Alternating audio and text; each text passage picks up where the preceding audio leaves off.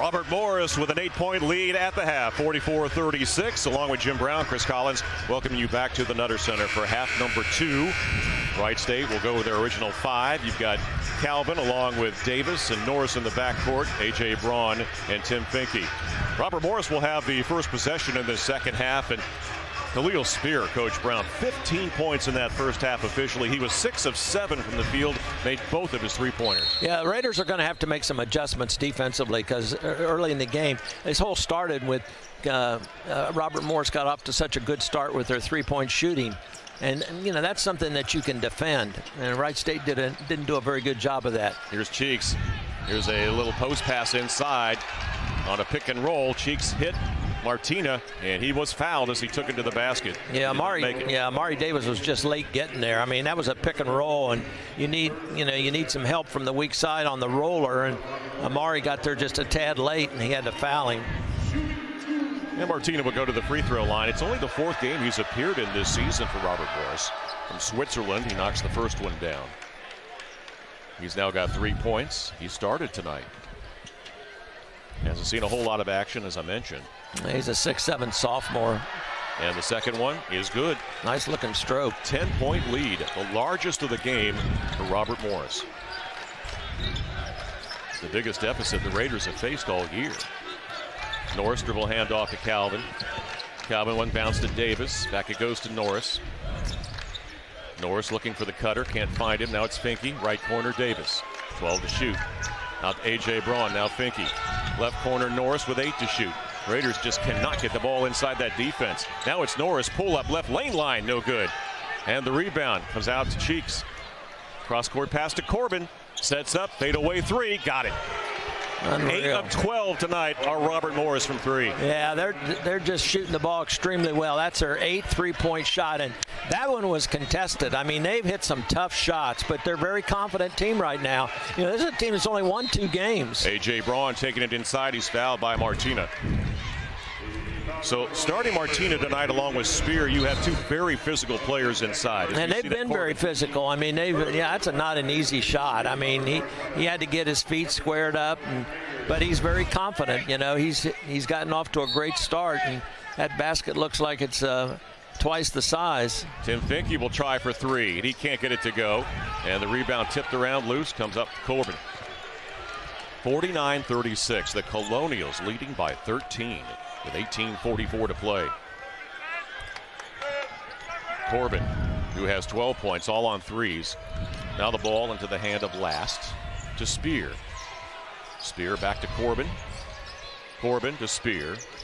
Spear back to Corbin. It's kind of a 2-man game. Corbin fade away from the left side, misses that one. Was inside the 3, quickly up the floor. Norris goes to Finke. Finke in traffic, and he's fouled. Good foul. That's a good foul because Finke was going to have a layup. It's only the second team foul, so good foul. That's on Mayers.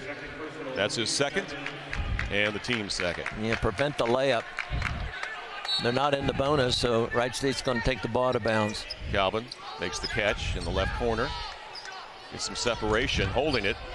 Gets the ball back out to Davis. Now Norris goes right side, Finke. Finke down the baseline. Short range with the right hand from the right block, put it in. Yeah, well, he earned it. I mean, they were all over him. That's good defense. He had to hit a tough shot. Wright State's not getting anything easy tonight at all. Everything is a challenge.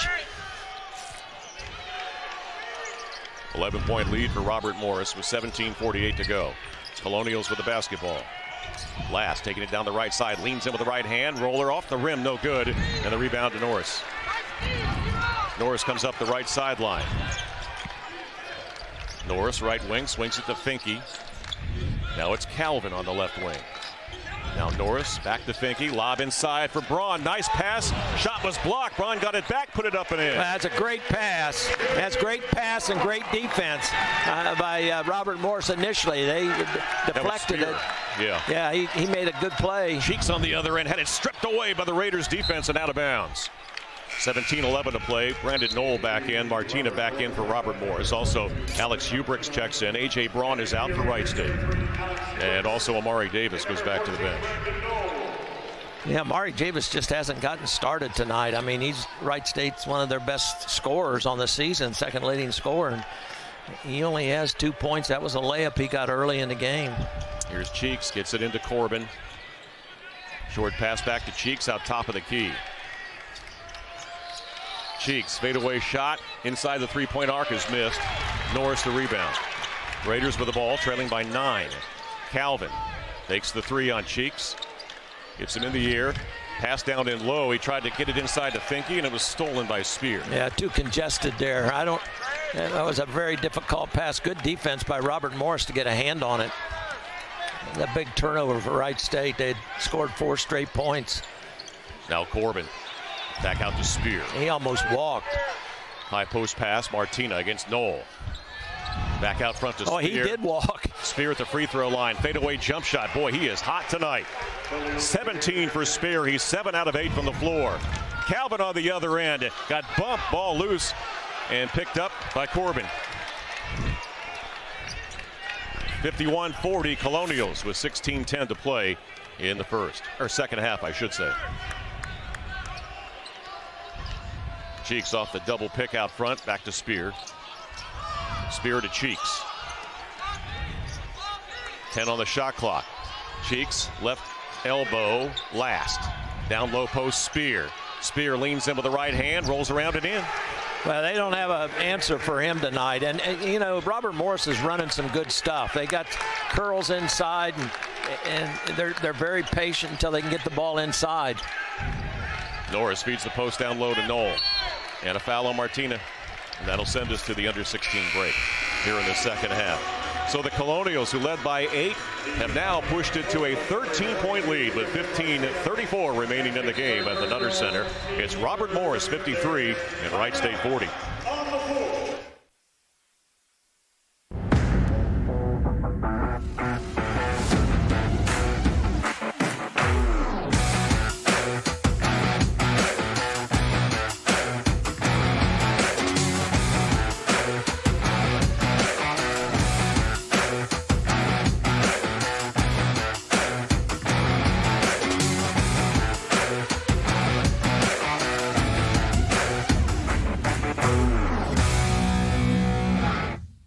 Impress your current or future employer by studying business analytics at Wright State University. Choose a concentration in finance, marketing, or management information systems. Learn more at wright.edu/business. Right here, right now, Wright State. Get excellent, affordable education right here in your backyard. Sign up for spring semester at Wright State University. Classes begin January 9th. Visit wright.edu/now.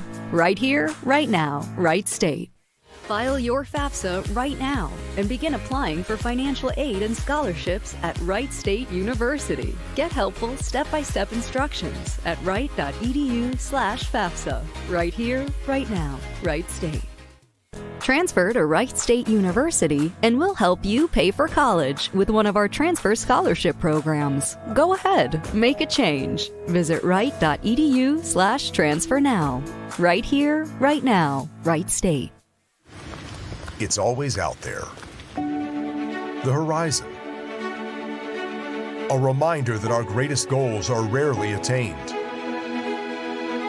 And as soon as you reach one, another emerges. But every day we rise and work harder, dig deeper, ask one more question, take one more shot in relentless pursuit of our horizon. It's V Week at ESPN when we partner with the V Foundation to highlight the urgent need for cancer research. This is game-changing research, and it helps save lives. You can join the fight against cancer by visiting v.org/donate. 100% of your donation goes directly to cancer research. Chris Collins and Jim Brown welcoming you back to the Nutter Center and the regular season opener in Horizon League play for both Robert Morris and Wright State. And Robert Morris with a 13-point advantage with 15:34 to play, 53-40. Yeah, Robert Morris is playing extremely well at both ends of the court. I mean, doing a great job. Here's Norris with it for Wright State on the baseline. Feeds it back out to Knoll. Now Hubricks. Left corner, Welledge. Hubricks, now they go back to the right side. Finke lobs it inside for Nolan, stolen away by Ford. That's a bad pass. I mean, you got to dribble penetrate. You just can't pass it on the perimeter because you're going to get weak side help. Even if he'd have caught that, there wasn't anything he's going to be able to do with it. But that was just a bad pass. Here's Ford, who made the turnover. Gets the ball back to Mayers. Cheeks off the dribble, gets by Hubricks, goes underneath the bucket, threw the ball back out, and it's saved by Mayers with 6 to shoot. Here's Corbin, a half-court three. Air ball, Wright State. He was just about 8 feet, I should say 7 feet, inside the midcourt stripe. He had to put it up. The shot clock. Yeah, and he still had some time too, Chris. I mean, he shot that with 6 seconds on the shot clock. What Wright State needs to do is generate some offense by dribble penetration. That last possession, they just passed it on the perimeter. There was no attempt to take the ball inside. You got to get it inside with penetration. Hubricks for 3, off the rim, and the rebound to Ford. Raiders tonight just 4 out of 10 beyond the arc. They're down by 13 with 14.5 minutes to play. Well, what Robert Morris has done is they've taken away Wright State's inside game, which was very effective out in Vegas. I mean, they got good production out of their inside players. Robert Morris has totally taken that away. Now Spear inside on Finke, leans in with the right hand. Yep. He's got 21 points. Well, they can't guard him, and Robert Morris recognizes that and gets the ball to him. And they haven't doubled him. I mean, Wright State has not doubled him at all. Maybe that's something they should consider doing. Hubricks to the basket. It's blocked away by Spear. Saved in the corner by Corbin. 15-point lead for Robert Morris under 14 minutes to play. Well, Spear has dominated this game at both ends. You know, now Corbin has had an impact because of his three-point shooting, but Spear has just dominated the game offensively and defensively. Been the best player on the floor. Corbin back down to Spear. Gets around Finke easily. That was too easy. He's got 23 points and a 17-point lead for the Colonials. And Wright State head coach Scott Nagy's going to use a timeout. And it's a call timeout. It is our floating timeout. And we will take a break from the Nutter Center. The Colonials up by 8 at half have broken out to a 17-point advantage behind grad student Khalil Spears, 23 points. We'll take a break. It's Robert Morris, 57, and the Raiders, 40.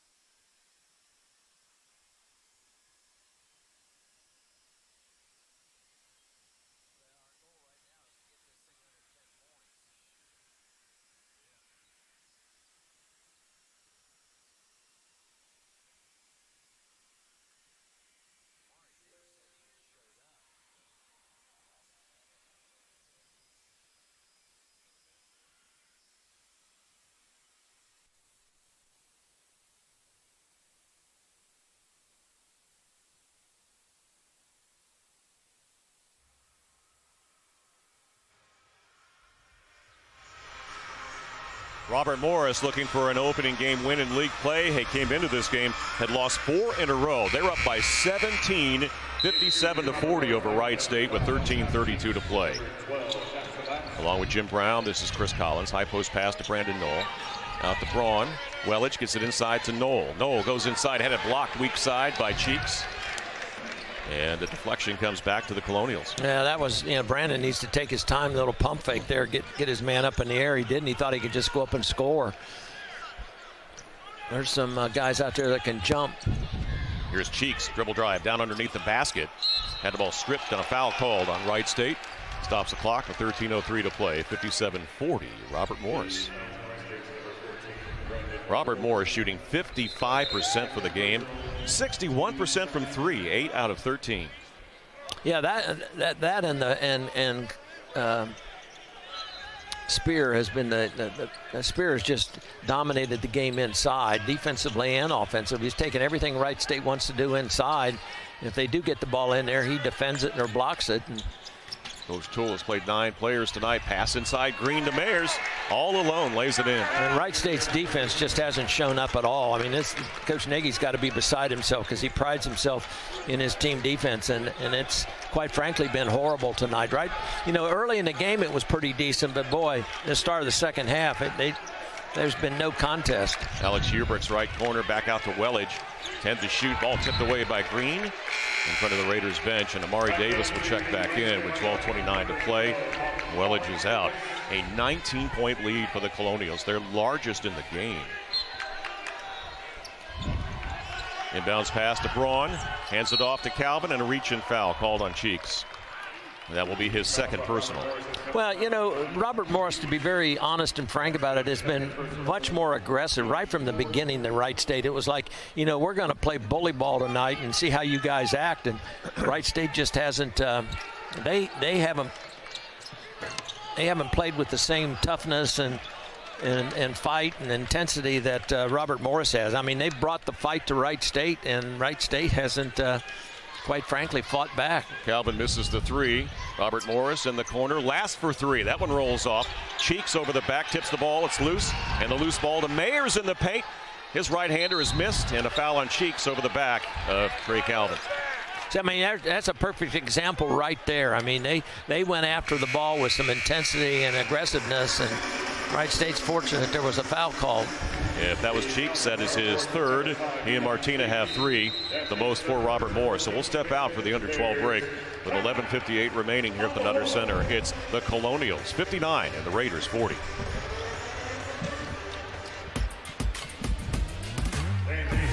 Have not scored in the...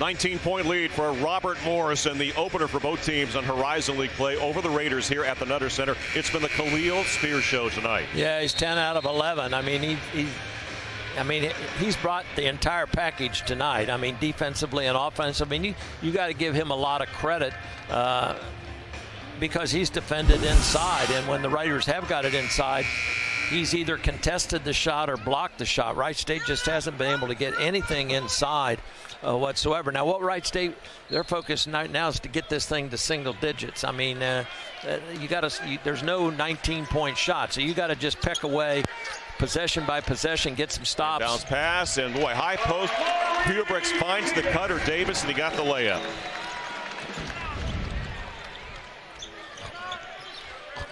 Well, that's probably the best offensive possession Wright State's had the entire second half. I mean, had the ball 11 times and only scored twice. And, you know, Robert Morris was to extend their halftime lead, almost doubled it. Davis with 4. It's 59-42. And make it 59-42 on the miss by Green in close. Rebound to Finke. Up the floor, stolen away by Last on the pass intended for Braun. That's good defense, hustling back by Robert Morris. That was not a smart pass at all. I mean, he had guys on the sideline he could have thrown it to. Boy, nice pass to Spear, comes in, misses the dunk, but right into the hands of Ford, who doesn't. He flushes it. 61-42, Colonials, 10:55 to play. There again, that's an offensive rebound Wright State didn't get. Ari Davis, catch and shoot, elbow jumper is good.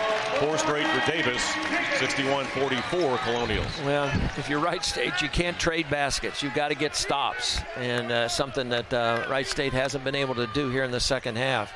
Robert Morris, they've had 3 possessions early in the half. Pull-up jump shot, misses it. Ball tipped out, Mayers has it. Back to Green. Yeah, Coach Toole wants him to slow down. Make sure you get a good shot. You got the lead.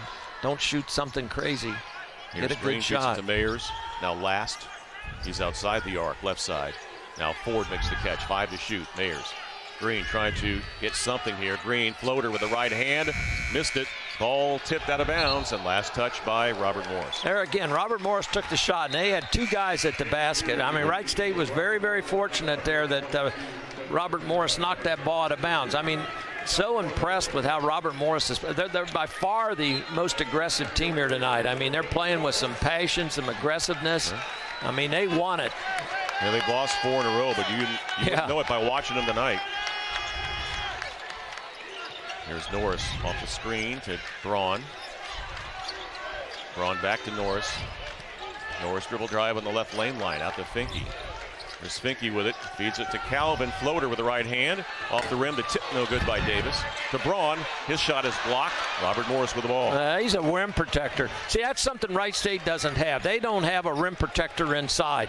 And, you know, if you don't have a rim protector inside, you don't see it in practice. And Wright State just doesn't have that. They've got some good inside players, but they don't have anybody that can protect the basket like Spear can. That's about his 4th block shot, and it's not so much blocking the shot, it's being there with the threat of blocking the shot. Martina at the high post, hands it off to Last. Last back to Martina, left hand layup is good as the shot clock expires. Well, great possession for Robert Morris. Yeah, that's about the 4th time tonight that they have executed a pick and roll and gotten a layup. Here's Calvin and a hold called on Corbin with 9:01 to play.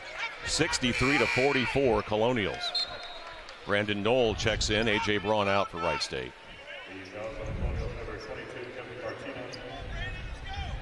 I don't think anybody in the league expected this, but you just don't know.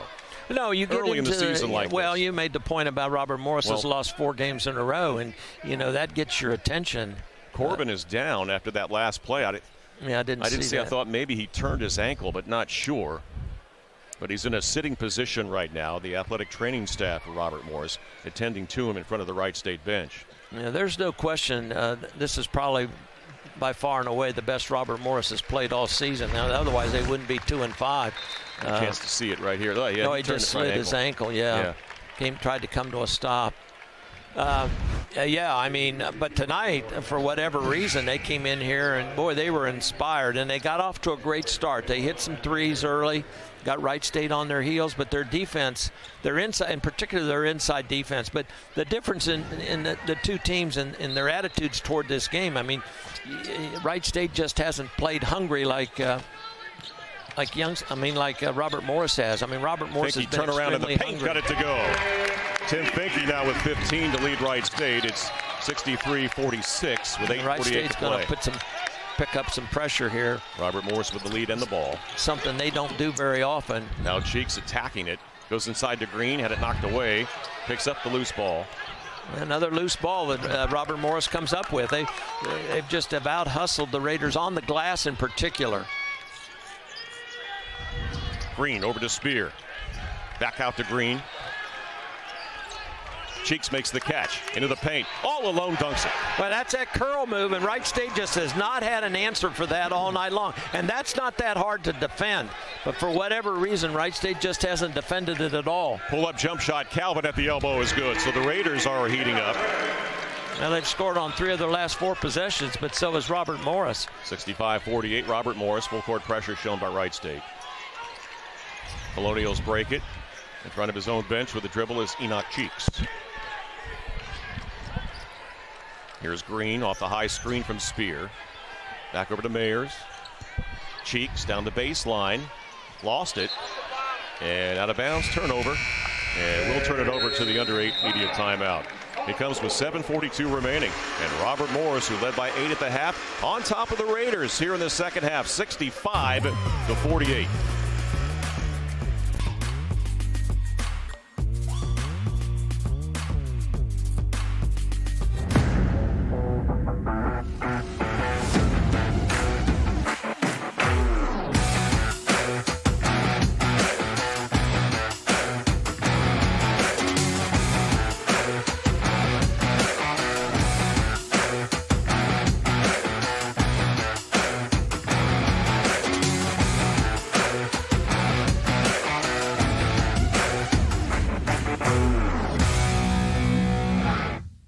Impress your current or future employer by studying business analytics at Wright State University. Choose a concentration in finance, marketing, or management information systems. Learn more at wright.edu/business. Right here, right now, Wright State. Get excellent, affordable education right here in your backyard. Sign up for spring semester at Wright State University. Classes begin January 9th. Visit wright.edu/now.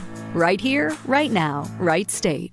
File your FAFSA right now and begin applying for financial aid and scholarships at Wright State University. Get helpful step-by-step instructions at wright.edu/FAFSA. Right here, right now, Wright State.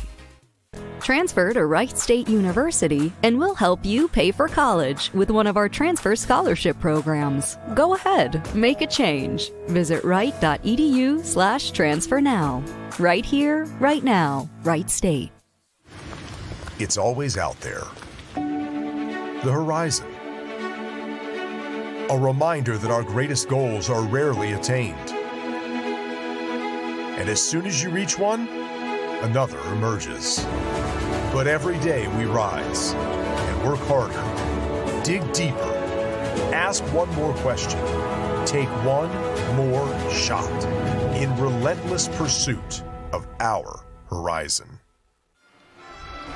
65-48. Colonials leading Wright State with 7:42 remaining in the game.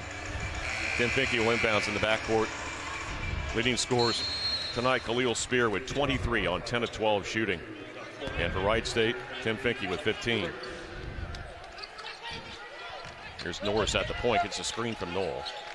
Feeds it back to Finke. Good closeout by Spear. Stops the 3 attempt. Now Norris to the free throw line. Jump shot is good. Well, the last three possessions are probably the best possessions Wright State's had offensively all night long, but it's taken them forever to get into that. They almost come up with a steal there. Here's Corbin back into the game after turning his ankle. Now Cheeks with it, feeds the post to Spear. Spear down the baseline, had it kicked away, knocked out of bounds, the last touch by Spear. Well, see, that time they double teamed him. He got the ball and he started to go baseline, and they double teamed him right away, and they came up with a steal. Mayers is going to come out, and the lightning quick point guard Green is back in. Spears is trying to tell the referee he got hacked on the arm, which he possibly did. Trey Calvin against Green inside, and an offensive foul is called on Trey Calvin. Yeah, I don't know what Trey was trying to do there. He dribbled to the corner, just ran his mind man over. Coach Nagy's not happy with the call, but I mean, that was, I mean, you can see here on the replay, is down there and he just bumps right into him. Now you could say maybe that was a flop, but you know.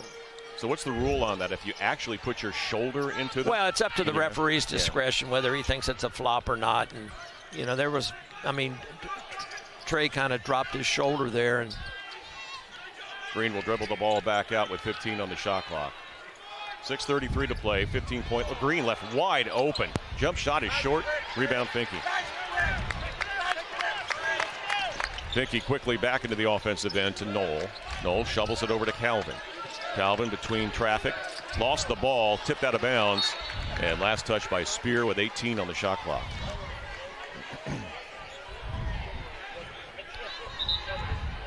Raiders shooting just 43% tonight. Wright State has made 3 of their last 4. Robert Morris hasn't scored in the last 2 minutes. They lead by 15 to the Colonials. Norris inbounds to Hubricks. Hubricks to Knoll and a steal. Telegraph pass, Cheeks takes it inside. Layup is good. Cheeks was just waiting on it. Well, cross-court passes like that, you got to put some, you got to use a ball fake, and then you got to make some pace on the pass, and neither of those happened. Calvin can't get the 3 off inside to Knoll. Knoll in traffic is fouled from behind. Well, that was one of the few times tonight that they got the ball into Brandon Knoll in the painted area. Robert Morris has pretty much taken that away all night long. This is a guy that had 23 points in the last game against a good Weber State team. He's been totally neutralized tonight. I mean, just hasn't been able to get anything going at all. James Last with that foul, that's his 3rd. Team foul number 7 on Robert Morris.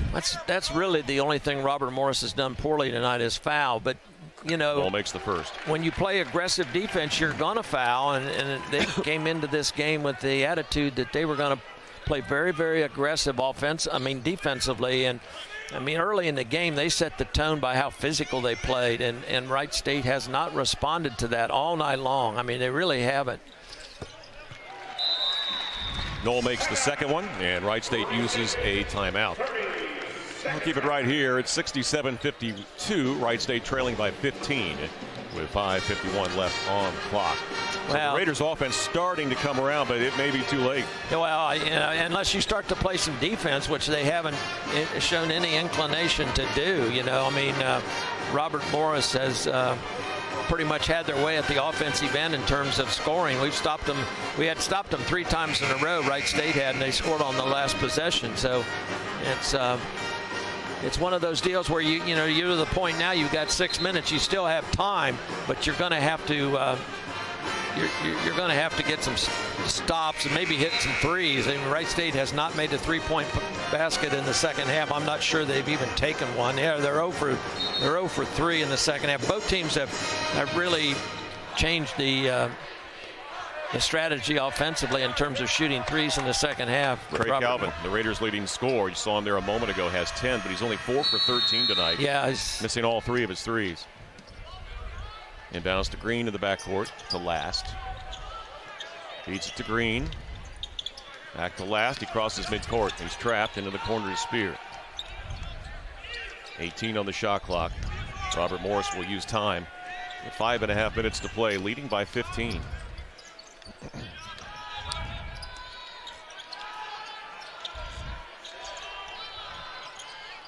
Fadeaway jump shot left side by Corbin. You just can't stop that. He's had some big time shots tonight. Corbin, he's got 13, or 15, I should say. Yeah, he's had a phenomenal game. I mean, he's hit 5 threes, but 4 of them have been really, really difficult shots. Calvin for 3. That one is short. Rebound tip to Finke. His layup is off the rim, and Last clears it out of there. 5:02 remaining, 70-52, Robert Morris. You know, I'm sure Robert Morris fans are saying, where has this team been all season long? We have not seen this in any games this season, but this is what happens. I mean, team gets a lot of confidence in themselves, and Corbin, you know, this isn't, he played really well He missed the last 2 games, I think, but he had played really well up until that point in time. And he's convinced me that he's a weapon at the three-point line. I mean, he was coming into this game, he was shooting over 50%, and he certainly has done that here in this game. Cheeks gets around his defender, misses the contested layup, but he gets the rebound and puts it in. And it's a 20-point lead for the Colonials. Their largest lead of the night. Finke for 3 in the corner, drills it. Finke with 18. He's 4 for 5 on threes in this game. Well, he's the only Raider that showed up tonight. I mean, let's be honest. I mean, he's really offensively and defensively. He's done early in the game, he was the guy guarding Spear and was doing a decent job on him. Here's Spear with it, palming the ball in one hand out by midcourt. Gets it back, goes inside. Nice athletic move. Couldn't get it, but there you go. A tip dunk on his own miss. He's got 25. 74-55, Robert Morris. Here's Finke. Right corner, down in the post to Braun. Braun against Spear. And Spear for a reach-in foul. Yeah, and he acted like he didn't foul him. He was all over him. You know, the Wright State doesn't have an athlete like Spear inside, and he's had a great game. He's had a terrific game. 25 points, leads 3 Colonials at double figures. We'll step out for the under 4 break with the score. Robert Morris 74, Wright State 55.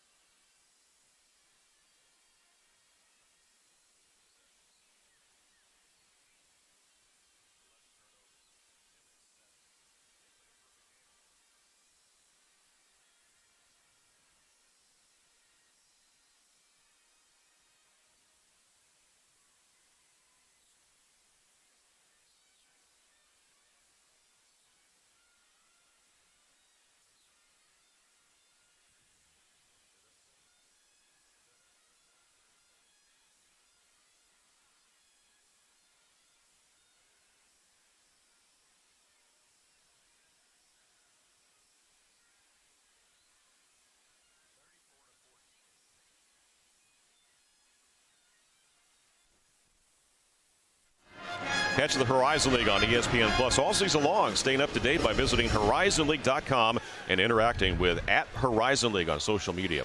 Learn more at horizonleague.com. And all Robert Morris here tonight. An impressive opening game in the Horizon League schedule for Andrew Toll's Colonials. They jumped out early. They've been aggressive all night long, shooting 52%, holding Wright State to just under 43%. And Khalil Spear, what can you say? 11 of 14 from the floor. He's made both of his three-pointers. 25 points tonight to lead all scorers. Well, he's dominated the game. He's been the best player on the floor. Wright State hasn't had an answer in terms of trying to guard him. He's really, you know, they have him down as 3 block shots, but he has he's altered quite a few. Yeah, he's altered quite a few. I mean, Wright State just hasn't been able to get anything inside whatsoever. And you got to give all the credit. I know Coach Nagy's not going to be happy with his defensive effort tonight, but I'm telling you what, Robert Morris had a lot to do with how they've played tonight. They came out very early in the game with an attitude that we're going to be tougher than you guys, we're going to be more physical than you guys, and we're going to play harder than you guys, and they've done all that. Noel makes 1 out of 2 free throws, and on the miss, Last got the rebound and a foul on Wright State.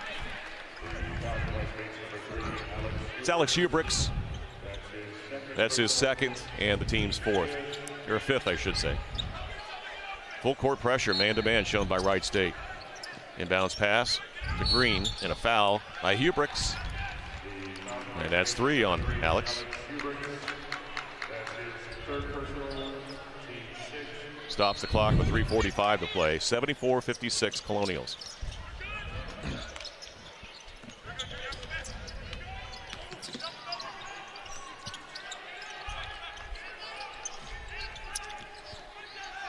Colonials get the ball in their own end. Spin move by Green. Throws it over to Spear over Finke, and a blocking foul. As I believe, Tim, if we can see it again, he was in the restricted zone. And Spear, he's just having a terrific night. Well, I think that might be the 4th time tonight they've ran that pick and roll from the high post. And yeah, Tim is there, but he must be in the restricted area. We couldn't see his feet there, but that's at least the 4th time tonight that they've executed the pick and roll and gotten a layup. Wright State hasn't defended that at all. And the rebound to Brandon Knoll. 76-56, 20-point lead, Colonials. Calvin out to Knoll, fires a 3, got it.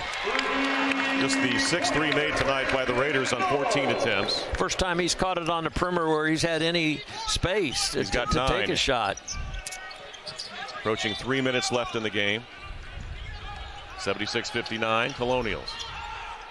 Last gets the ball back out to Green.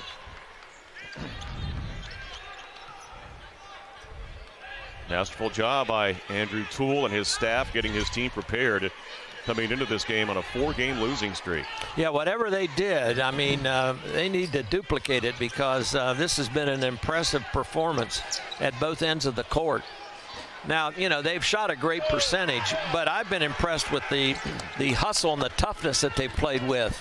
Cheeks misses that 3. The Raiders get the rebound. Over to Calvin. Calvin, wraparound pass to Knoll.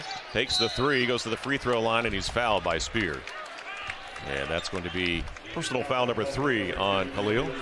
Stops the clock with 2:22 remaining. 76-59, Colonials.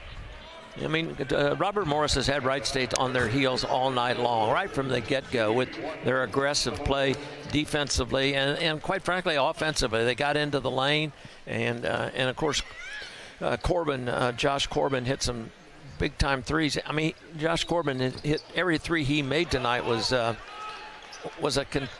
of them were contested threes, not easy shots by any means, and he put on a performance, and then Spear has just taken this game over. Foul by Calvin at midcourt after Knoll missed the front end of the 1-and-1. So stops the clock with 2:12 to play. 76-59, Colonials. Corbin has 15 points on 5 threes. He hasn't made a basket other than a 3, and then Spear, as you mentioned, has 27 points. He hasn't rebounded like you would. He only has 4 rebounds, but boy, he's just dominated the game inside all night long. Wright State just doesn't have an athlete that can handle him inside. Green now with 8 points off the bench. His first free throw of the night, and he makes the second one. 78-59 with 2:05 remaining. Wright State with the ball trailing. Yeah. Knoll goes into the paint, altered by Spear. He misses the shot from close range, contested. I think Spear might have blocked that. It's kind of hard to tell because we were kind of blocked out, but I mean, whatever he did, he prevented the shot. Corbin just dribbling it out front with 15 on the shot clock. 1:44 remaining. 78-59, Robert Morris. Spear, Cheeks. Cheeks off the dribble inside, backdoor pass to Green, who lays it in. Impressive effort here tonight by Robert Morris. Here's Calvin. Dishes one up from the corner. Nope. Rebound Corbin. 1:20 remaining. Coach Toole says to slow it down. 80-59 Colonials. Wright State came into this game through their first 7, averaging 82 points per game. Well, this isn't the Wright State team that we watched in 7 games. You got to give Robert Morris some credit. I mean, there's no question about it. They've dominated the game, but this is not the Wright State team we've watched. Play 7 games Corbin, early step in the back season. 3. That one's short. Rebound Knoll as the shot clock goes off. Not even close, offensively or defensively. And it'd be interesting to see where Wright State goes from here because they got Youngstown stolen by Corbin. They got Youngstown State coming in this weekend, and Youngstown State on paper is a much better team than Robert Morris. Now, this Robert Morris team, if they play like this very often, they're going to be something to handle. And like I said, Coach Toole's probably wondering, where has this team been all season long? We've played 7 games. This hasn't happened in any game that we've played all year. You come in here and 5 on the shot clock, 16 seconds to play. Wright State's home court, and you dominate the game in this fashion. And a shot clock violation. Coach Toole told his players to do such. And the Raiders will just inbound it at midcourt with 10 seconds remaining, trailing 80-59. Calvin, long 3, off the rim, Spear the rebound, and that's how this one is going to end. So an impressive effort tonight as Robert Morris goes to 1-0 in the opener in the Horizon League, and the Raiders fall to 0-1, 5-3 overall. Robert Morris breaks their 4-game losing streak with the win here tonight. They now go to 3-5 on the season. Khalil Spear leading all scorers with 27 points. Final score tonight at the Nutter Center, the Colonials 80 and the Raiders 59. Coach Brown, it was all Khalil Spear here tonight. The defense by Robert Morris from the outset, they set the tone. And Wright State struggled here at home, and they fall 80-59. Yeah, it was Josh Corbin's three-point shooting early, and then it was Khalil Spear's dominance inside, both offensively and defensively. What a performance by him, and what a performance by Robert Morris. I mean, extremely impressive, and they just totally dominated the game, really from about the 3-minute mark of the first half. I mean, the last 17 minutes of the first half and then the entire second half was pretty much total domination by Robert Morris. Spear had 27. Wright State led by Tim Finke. He had 18-10 for Trey Calvin. For Jim Brown, I'm Chris Collins. We say so long from the Nutter Center on the campus of Wright State University. The final score, the Colonials 80 and the Raiders 59. All games airing on the ESPN Network, streaming live and archived on the ESPN app. This has been a presentation of ESPN.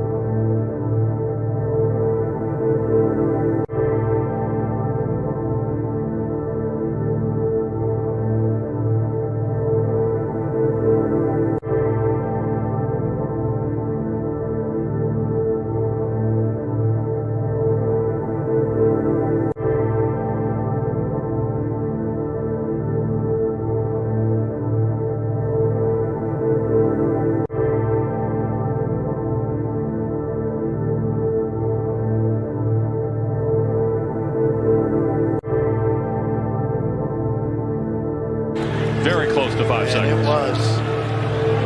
So Carr will come down and shoot a 1-and-1. 19 foul, and third personal on Shireman. Carr.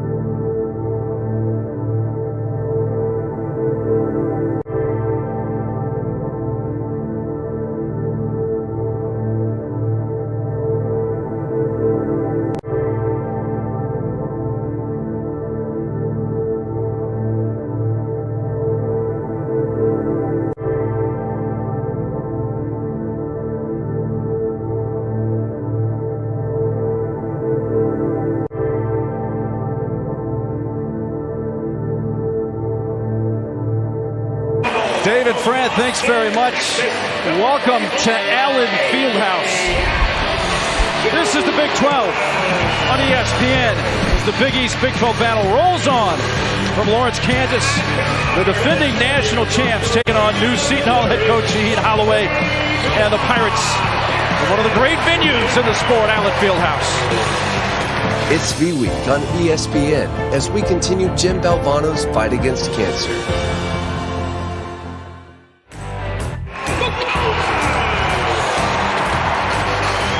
We roll right from Texas's win over Creighton. Next up on the Big East Big 12 battle, the Seton Hall Pirates taking on the 9th-ranked Kansas Jayhawks.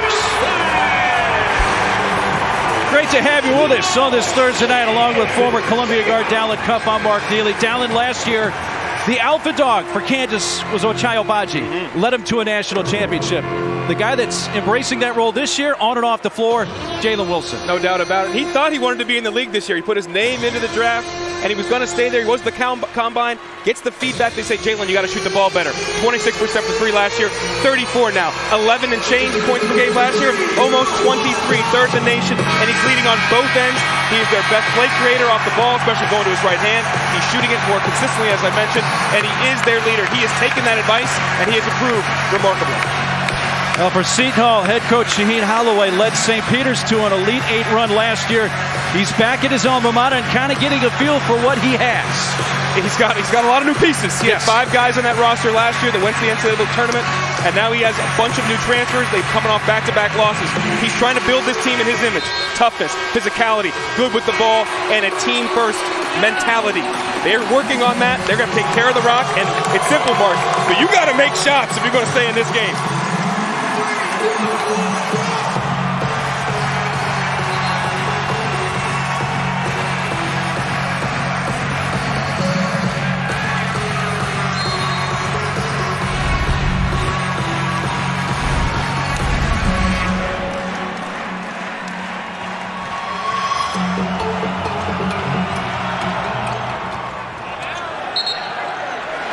It's going to be Kansas basketball to start the game. You see Seton Hall wearing the gray uniforms, Kansas in the white tonight. And Roger Ayers, Jamie Lunkey, Brent Hampton, our officiating crew, and off we go from Allen Fieldhouse. The folks just heard the noise in here, the feeling in here. This is the first time every one of these Pirates have been in this building. They're aware it's hard to win here. They need to take care of the ball again, but manage the first 5 minutes. Be very, very small. Don't let this crowd take over. You see it, Defo had it knocked out of his hands. Here comes DeJuan Harris for Kansas. For Kansas, Kevin McCullough missed the game against Texas Southern a couple of nights ago with a groin strain. He is back and he is in the starting lineup for the Jayhawks, and here he is. Adams passed up the shot from the free throw line. Wilson was 7 on the shot clock, opens the scoring. Beautiful, steps on a dime, straight up and down, even lean back a little bit to get a little separation because the help defense coming on the baseline as well. Take a look at the Pirates starters. Alamir Dawes is someone they're going to lean on heavily, I would assume, tonight. You see now number 2 coming off the double screen there. They want to run basically everything through him. He takes a lot of threes, half his shots are threes. If you get him taking contested 15-footers like that, you've won half the battle. Grady Dick brings it up for KU.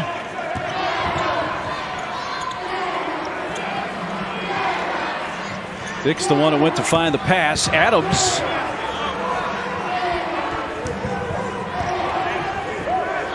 KJ from 14 off the left side. He's got to shoot with confidence. He doesn't want that, but they're going to give him that and let him operate in there. He's got to be able to step up and want that shot from 15 to 12 feet and stroke it. Oh, to Cali down low. Tyrese Samuel is fouled. And for Bill Self, season number 20 as the Kansas head coach, his 30th overall as a head coach. This is his second game back coaching at Allen Fieldhouse. The game against Texas Southern was his first in the regular season, coming off the school's self-imposed 4-game suspension.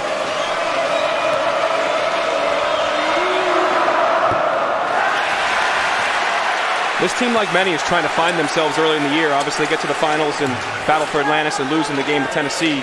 In a game where Tennessee showed a little more poise, a little more maturity. But the injuries to this group hasn't helped either. Bobby Pettiford's not going to play. You mentioned McCullough missed a game. So getting that cohesion early on with a couple new pieces and the two returners has been a little tough. Also, this different offense, 5 out, sort of a traditional big that KU's used to. It's a very different look. Kansas thinks they'll have Pettiford back for their next game. They've got a little time off after this one until they play at Mizzou next Saturday. That was stolen away by Kadari Richmond. Richmond passes up the shot, gets in the lane, scoops, and scores. An outstanding transition by him right there. Richmond on the backside, help defense, recognizes Adams as a roll man, comes over, makes the defensive play. Then the other way, nobody stops the ball. He gets in and finishes at the rim. Kadari Richmond, the transfer in his second season with Seton Hall after spending his freshman year at Syracuse. And Wilson, that ball gets stuck in the crease. A whistle and a foul, though, as well. You see nobody kind of rotates back to the ball. Adams late getting there, no help, no real communication. Richmond's one of those guys, if he can get going, the transfer from Syracuse, it's his third year of college basketball. He's had 3 different coaches, but when he gets going early in a game and he plays confidently, he can be very dangerous.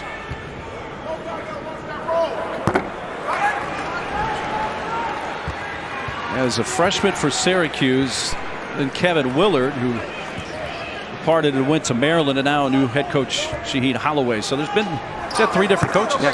Which people underestimate how hard that is, because there's different terminology, things are changing in terms of what you're being asked to do, and it takes a lot of mental capacity to make that adjustment. It's not easy. They're going to double the post every possession, and there it is. Turnover right away. Stolen right away by KJ Adams, and there's a block by Ndefo. KC Ndefo came from St. Peter's along with Holloway to Seton Hall, and he is one of the better defenders in the nation. And Shaheen told us having him around is really important to this team because he knows what he's expected of him. They know he can do that. He blocks shots, he rebounds, he runs the floor. He's a very high-level defensive player. But the translation, again, of what a new coach wants and needs, not just on the floor, but in the meeting rooms, in the locker room, Casey's voice has been really important to this team.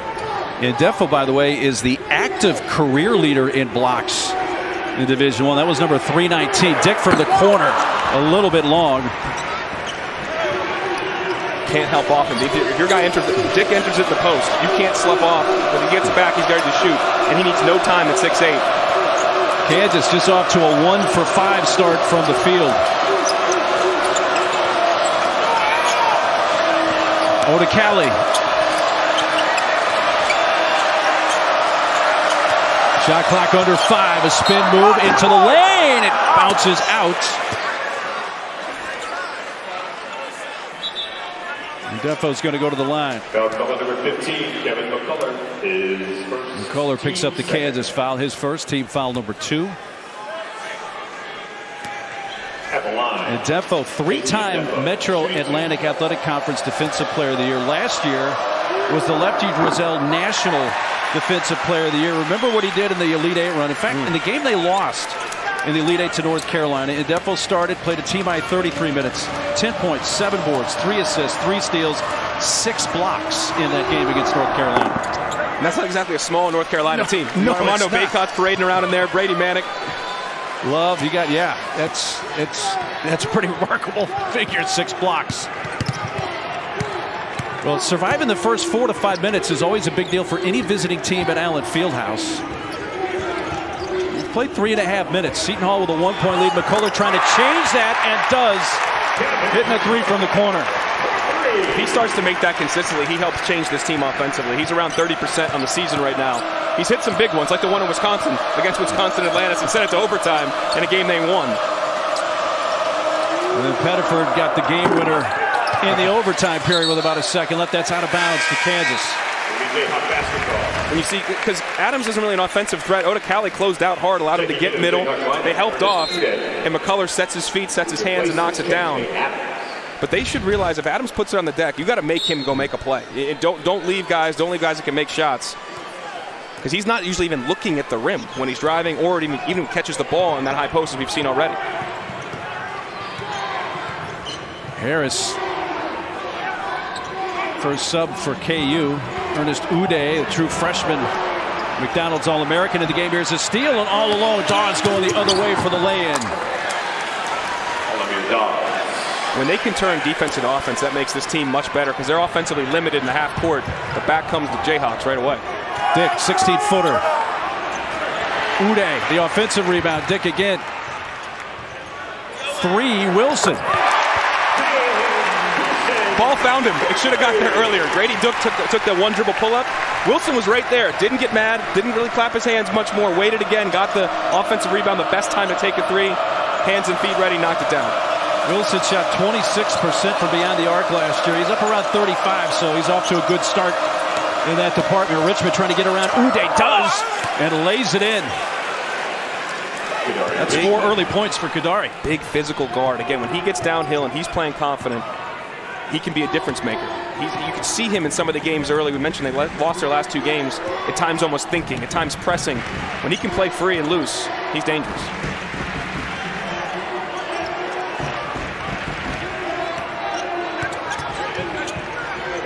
All alone underneath. Ernest Uday. Kansas is kind of looking for somebody to take over that 5 spot. Yeah.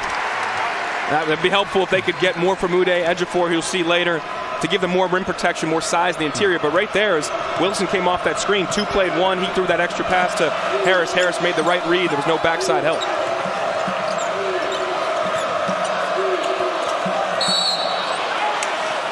Kansas started just 1 for 5. They've hit their last 3 shots and have a 3-point lead as we come to the first timeout from Lawrence. ESPN's exclusive presentation of college basketball is brought to you by T-Mobile. More 5G bars in more places.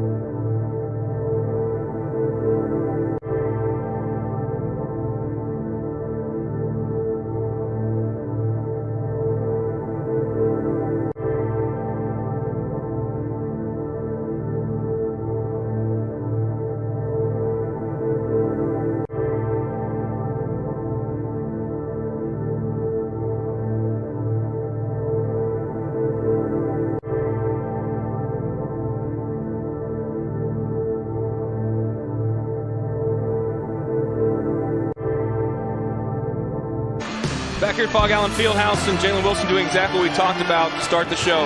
Knocking down shots. A huge little pull up there, the help coming. He read it well, knocked it down off the offensive rebound, set his hands, set his feet. Grady Dick found him. He took the advice he got from the NBA scouts. Says, hey, man, you've got to work on your jump shot. 26% isn't good. It's pretty paltry. He's up to 35 around, as we mentioned now. Almost over doubled his points per game production, and he's getting almost 9 rebounds a game. He's doing it everywhere on both ends of the floor. And the leadership piece from the NBA, too. Hey, we want to hear you and feel you lead a team. That's exactly what he's doing. And he said, I feel it. I took those words to heart, and I've been working on it all off season, and I believe I've stepped up and I've done that, and it's reflected in his play. He's playing at an All-American level right now. First-team All-American so far this year. Trying to get it in on the inbounds. Uday there to help out defensively as they were trying to get it to Tyrese Samuel. Good recovery. He got caught in the screen. There's not great communication, but he recovered enough to get to break up the lob.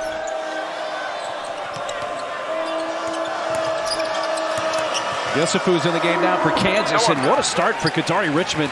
Already 3 buckets for him. He has 6 points. That's a tough matchup for Yesufu. He's given up about 5 inches and about 25, 30 pounds on Richmond. And when you go under the screen like that, which they're going to do because they want Richmond to shoot the ball, if you can't square him up and get your body in front, which he couldn't, he was a step late, Richmond's got to put his shoulder into you and you are dead.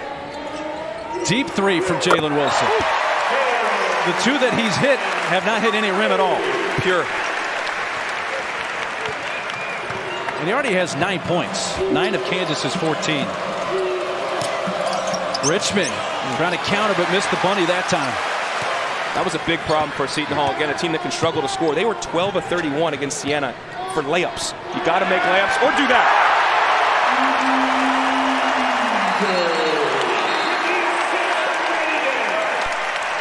4 quick points for Uday with a couple of flushes. Great read by Grady Dick off the little screen. No help on the weak side. Little pocket pass, and Defo is late by multiple steps.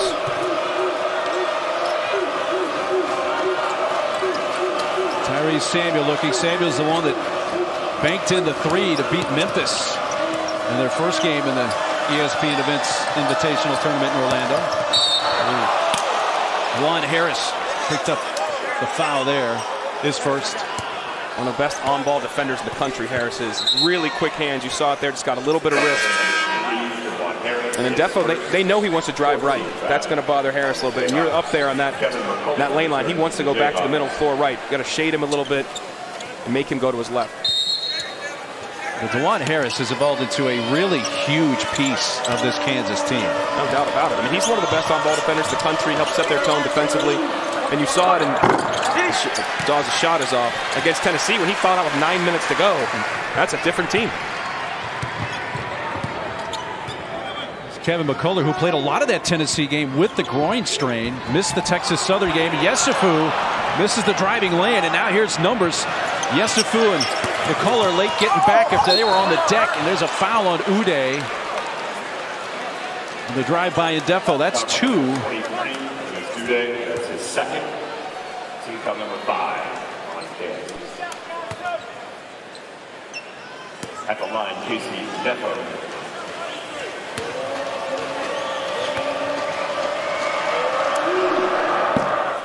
Well, as you see, the inaugural Basketball Hall of Fame London Showcase is Sunday from O2 Arena. Hunter Dickinson in Michigan taking on Oscar Tshiebwe in number 19 Kentucky. Our coverage begins at 1 Eastern.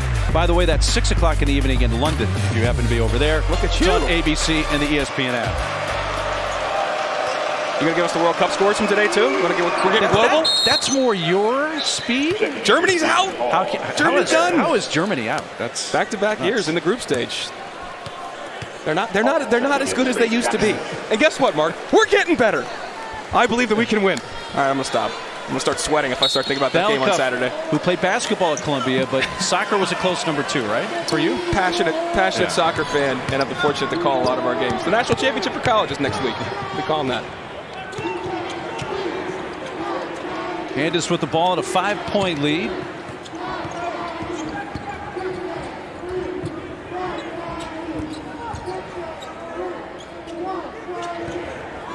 Subi Ejiofor's in the game for Kansas. Dick's 3 way off the left side. Richmond, 6 points already. Nice dump off. There's the former Mizzou player, Trey Jackson. And 1 for him. Transition defense has been a problem for the Jayhawks right now. The Pirates are able to get the ball off the rim or off turnovers, and they're getting up. They're beating the Jayhawks down the floor, dropping it off, getting and ones. They've started this game just as well as Shaheen Holloway could have hoped for.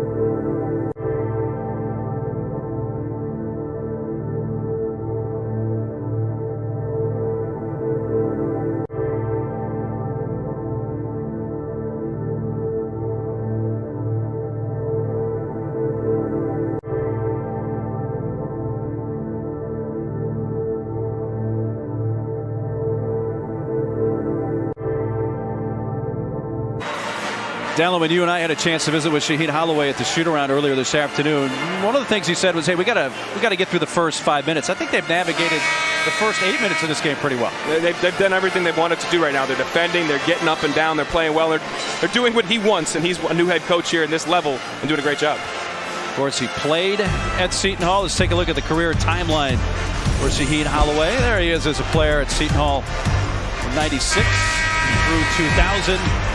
Then the St. Peter's head coach took them to the Elite Eight last year and parlayed that into a chance to come back to his alma mater. Yeah, he said it's been a whirlwind. He didn't really have much time to enjoy what he accomplished. The first 15 seed to ever get to an Elite Eight, and then you're going right back home to coach and all the expectations that come with that. And he said, you know, coming home it's a great thing, but there's some challenges he didn't anticipate that he's still trying to navigate his way through. And some of that is expectations, because just as you show up and you are an outstanding player, folks, like those of us remember now, an amazing player, still leads them in all-time assists at just under, I think it's 681. But you take some time to build a program and build a team, despite the fact that the Pirates have had success in recent years. Plus St. Peter's in Jersey City and Seton Hall and South Orange. That's not a very big distance. He didn't have to move or anything else. McCullough leads in. And it stays in at Kansas. Takes a 4-point lead. That's 5 for McCullough. We talked earlier in the broadcast about Alamir Dawes. They're going to run a lot of plays for him. Well, 15 just checked in. Jameer Harris. They run a lot of things for both of those guys. So they're going to look for both those guys to free them up and get them to take threes or get closeout situations and create off the bounce. Richmond being more aggressive tonight. An offensive rebound by Adefo keeps it alive for the Pirates. It's been a little bit of an Achilles heel for the Jayhawks. Defensive rebounding. Back half of the nation in terms of defensive rebounding rate. Jackson off the heel. Foul's a little bit of an issue here early. Only one team foul against Seton Hall. Kansas already 5. Seton Hall's got 6, make it 6. Yeah, and they've gotten to the line 6 times. They're 6th in the nation in free throw rate. They rely on getting to the line to help this team generate offense because they're not a great shooting team. That's not a foul you want to give up for your Trey Jackson. Number 1, Trey Jackson. His first personal foul. Jackson, who played at Mizzou. When he was at Mizzou, they had not rekindled the Kansas-Mizzou rivalry yet, which they did last year and played here on this floor. And just over a week from now, the Jayhawks will go to Columbia, Missouri for the first time since the Tigers left the Big 12. Let's say that's going to be an intense atmosphere. Yes. And Dennis Gates has got those guys going in the right direction right now. They're playing well. 8-0. Now, granted, they haven't played a really difficult schedule, but they're 8-0. And that's a big step in a coach's first year. Yesufu. First bucket of the night for Joseph Yesufu. And kind of quietly he's become a very big piece off the bench for Bill Self. I mean, at Drake, he showed he could score. He's over a 20-point-a-game scorer in that Drake team that went to the tournament in 2021. You saw his aggressive mentality there. He came off that little curl pin-down screen looking to go right away and score, and he did just that. Yesufu's had back-to-back 14-point scoring games against Tennessee. At Texas Southern dumped off. Dawes was trying to feed Samuel. That went off Kansas. With 5 on the shot clock.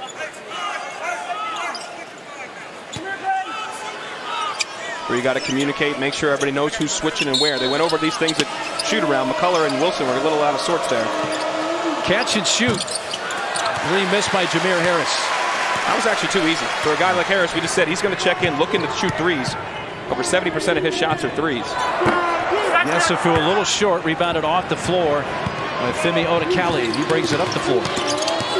Got the size advantage on Harris, but lost the handle on it. McCullough dives on the floor, and when Odekale jumps back on him, picks up the foul. And Odekale a little slow getting up. That's his first personal foul. It's called pushing a bad position right there. There really wasn't much there, and he forces it. He's going right to the teeth of the defense with one of the best on-ball defenders in the country, Harris, having him perfectly squared up. We talked about the turnover issue with this team. 22% of their possessions are turnovers. Wow. That's bottom 50 in the country. They've only have 3 early in this game, but you can't get loose with the ball. You've got to be smart every possession.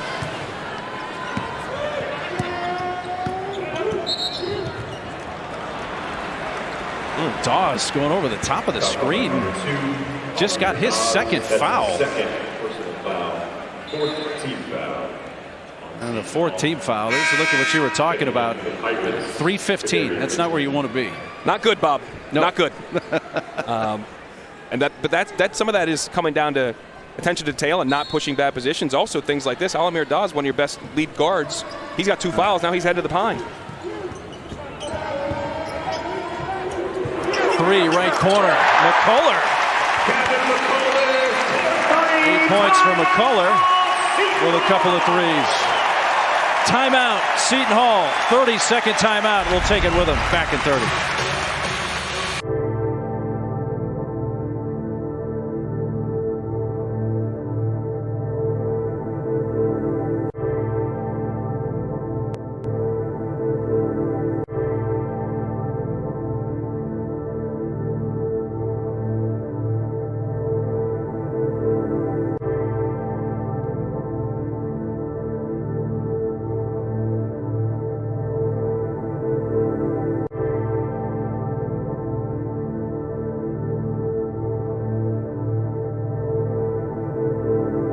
Back here at Fog Allen, nice job by DeJuan Harris, kind of probing the defense. Kadari Richmond steps up on the ball, no rotation from Odekale late. Gene Holloway not happy, timeout. Kevin McCullough, as we said, if he can consistently make threes, he can help change this team offensively. He's got 2 for 2 already today. On the season, he's only shooting 30%. Kansas on a 7-0 run here. Seton Hall's gone a little over 2.5 minutes without scoring. Hence, the Pirates burning their first timeout. With this group, I wonder, with Yesufu on Richmond right now, if Richmond brings the ball up, they try to post him up. But that post double is going to come. I'll look for the post up for Jackson. Tay Davis is in the game. By the way, his brother Dre Davis did not make the trip with a knee injury. That's significant for Seton Hall. He did not play in their final game in Orlando as well, so no Dre Davis tonight. He's averaging 14 points a game. That's a big loss to not have Davis part of this team. 11 points a game, excuse me. But in fact, he had been their leading scorer for the season coming off the bench until Dawes caught and passed him. It's a tough shot that's short, but an offensive rebound by McCullough.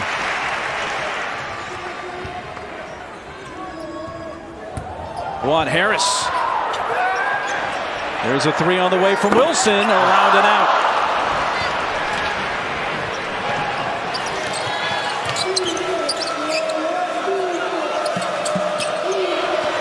Kadari Richmond's had a little different look in his eye tonight, Dallin. He looks confident. He looks confident once they get going downhill. They're trying to set up that middle ball screen right now. Edge of four, a little grab there. And the true freshman picks up his second. And it's going to be a big 1-and-1 for them. Again, this is what this team needs to do, is edge of four hits the bench with 2 fouls. 26% of their offense, 27%, excuse me, comes from the free throw line for Seton Hall. That's 6th in the nation. They rely on getting to the line, but when you get there, they've got to convert. It's a percentage of not a high number. They don't have average a ton of points, but they've got to convert here on the road, especially down 9. You played a pretty good first 12 minutes. I should say 9 minutes. The last 3 have been shaky. And the front end hit by Kadari Richmond, who's only been about a 55% foul shooter coming in. Pirates now 5 of 8 from the line, and 7 points for Richmond. He knocks down both. 8 minutes to play first half. Kansas with the ball up 7.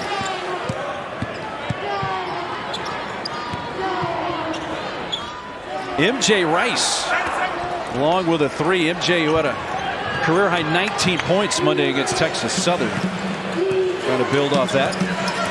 Oh boy. Richmond, another aggressive move by Kadari Richmond, who again is looking like a much more confident player tonight. He has 10 points. The change of pace there, Mark. He split that and he exploded through the split. One big dribble, got himself to the lane, and Grady Dick was too late on the help. Adams couldn't handle the pass underneath the bucket from Harris, and that's Kansas's 3rd turnover. Under 7.5 to play first half from the Fieldhouse.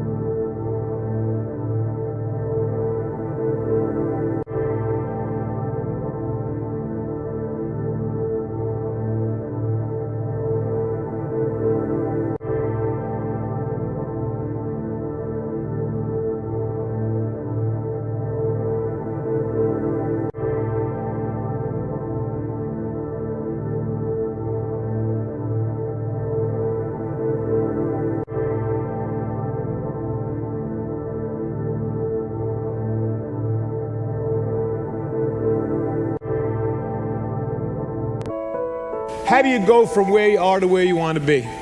And I think you have to have an enthusiasm for life. You have to have a dream, a goal, and you have to be willing to work for it. Well, it's V Week at ESPN when we partner with the V Foundation to highlight the urgent need for cancer research. It's game-changing research that helps save lives. You can join the fight against cancer by visiting v.org/donate. 100% of your donation goes to cancer research. Jimmy V was not only a great coach, He played, of course.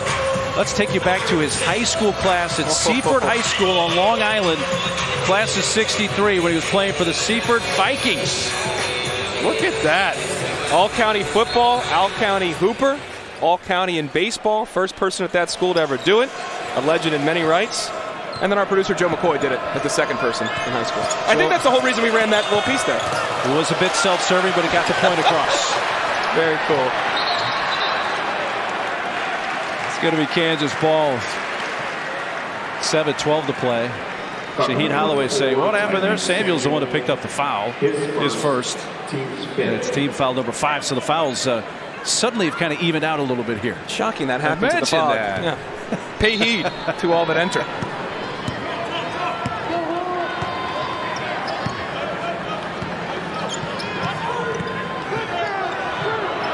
Trying the lob for KJ Adams and one.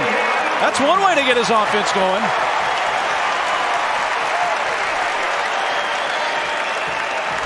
Great feed by Harris, but look at 22 in the backside there. Tay Davis, that's a freshman that is a good 2 steps late. As soon as that dribble starts going away, he's got to come busting over because he knows with that screen set there, it's like a 1-step roll to lob. He's got to be there quicker. They've got to do a better job on the ball pressure on the ball screen as well. Shaheen Holloway, I know he wasn't that pleased with how they handled ball screens against Siena. And look at kind of some of that same stuff has popped up in this game here. Adams hits the free throw. He'd only hit 4 of 16 for 25% on the year after hitting 60% last year. Richmond's got to be the guy with this lineup right now to initiate, to be the aggressor. It's a 3 out front. It's off the front rim from Trey Jackson. Long rebound. McCullough diving, and he caused some friendly fire for Adams, and that's going to lead to the lay-in for Samuel and one. These are things that are like painful to watch as like a neutral. Not the falling on the floor. That's not painful. It's the hustle. It's like the first to the floor mentality. Didn't pay off. Like you want to reward guys for being the first to the floor, but it just fell into the Pirates' hands. Unfortunately, Samuel was there to get the pass and lay it in if you're a Pirates fan. But that was great hustle all around. Tyrese had that big game against Memphis and Orlando. 14 points, 11 rebounds for a double-double in the game-winning 3 at the buzzer. Now he has 4 points here tonight so far at Allen Fieldhouse. 7 for 10 from free throw line. Again, that's big for them. Shoot it at about 62% on the season, so they're doing better than their average. Well, that's one thing Kansas has really struggled at, the free throw line. 62%. They're like 328 in the nation in free throw percentage. MJ Rice, nice give there to Adams.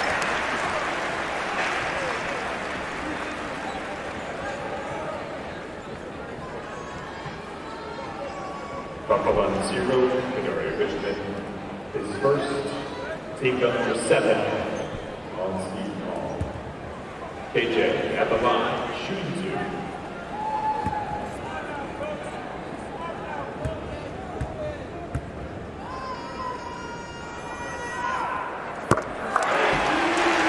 Well, tomorrow our NBA doubleheader on ESPN and the app has LeBron and the Lakers in Milwaukee starting a 6-game road trip against Giannis and the Bucks.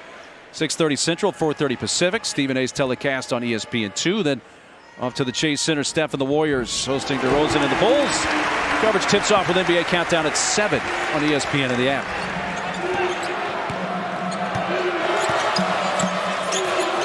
Big final 6 minutes here this first half for Seton Hall. And they're trying the long lob to Tay Davis.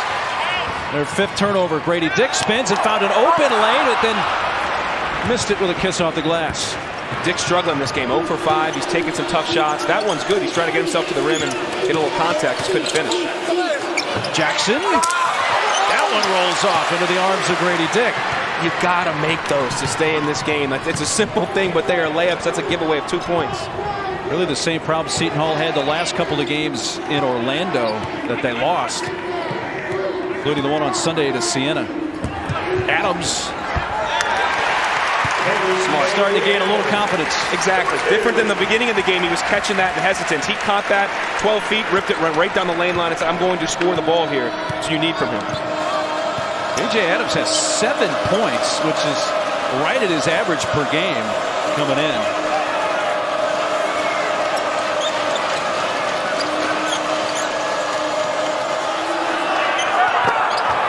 at the mark on the three from Samuel. Only the fourth one he's attempted all year. It's a massive settle right there, and you got to close out on that. Dick. Jackson turned his back, and Dick saw an open lane to the rim, but he is fouled. And that was late recognition by Samuel. And then Dick gets downhill. And you take a look at the rejecting of the screen. Samuel doesn't get back there. There's no help coming. And Adams recognizes it goes right at the rim. Does not hesitate, does not pause, and realize he can finish. That's a good, strong move. Just like Grady Dick's was. He didn't settle for what would have been a late contested three. Gets to the rim and gets himself to the free throw line. He knocks down the first free throw. Kansas actually doing a better job at the line. 5 of 6 now from the stripe. Take a look at some of the great freshmen here. Pretty good company right there. Yeah. McLemore, a lottery pick. And what Grady's done, too, in this game, we said he struggled a little bit, but that's a real thing. When you get to the free throw line, make a couple foul shots, relax a little bit. And obviously the book is out on him. He's shooting 46% from the three-point line. He can absolutely stroke it. They're coming after him, so you have to learn to put the ball down on the deck and be able to create for other guys, but also finish at the rim when they come charging out at you. So Grady Dick with his first 2 points of the night takes a seat. Jalen Wilson's come back in for the Jayhawks. 11-point lead for the Jayhawks, their largest of the night. Harris. A foul on the floor. And a one-on-one coming for Jameer Harris. And you can see Bill Self right now telling him he's a freshman. He's learning. We watched it at shoot around. Bill occasionally asking him what are you supposed to do here, MJ? Just say MJ wasn't quite sure. I think he made up a new term called ball. He made up a new term. But other than that, it was pretty humorous. We got a laugh out of it too when we were listening in. And so did Bill. He said you're making stuff up. We don't call it ball. Ball side's a real thing, but that's not what we're talking about here. But he's got to be one step further in there off his man, and that curl then, he's there to make the play with his body and his hands. He's not reaching. He was one step late. Here's the freshman Rice now for Adams.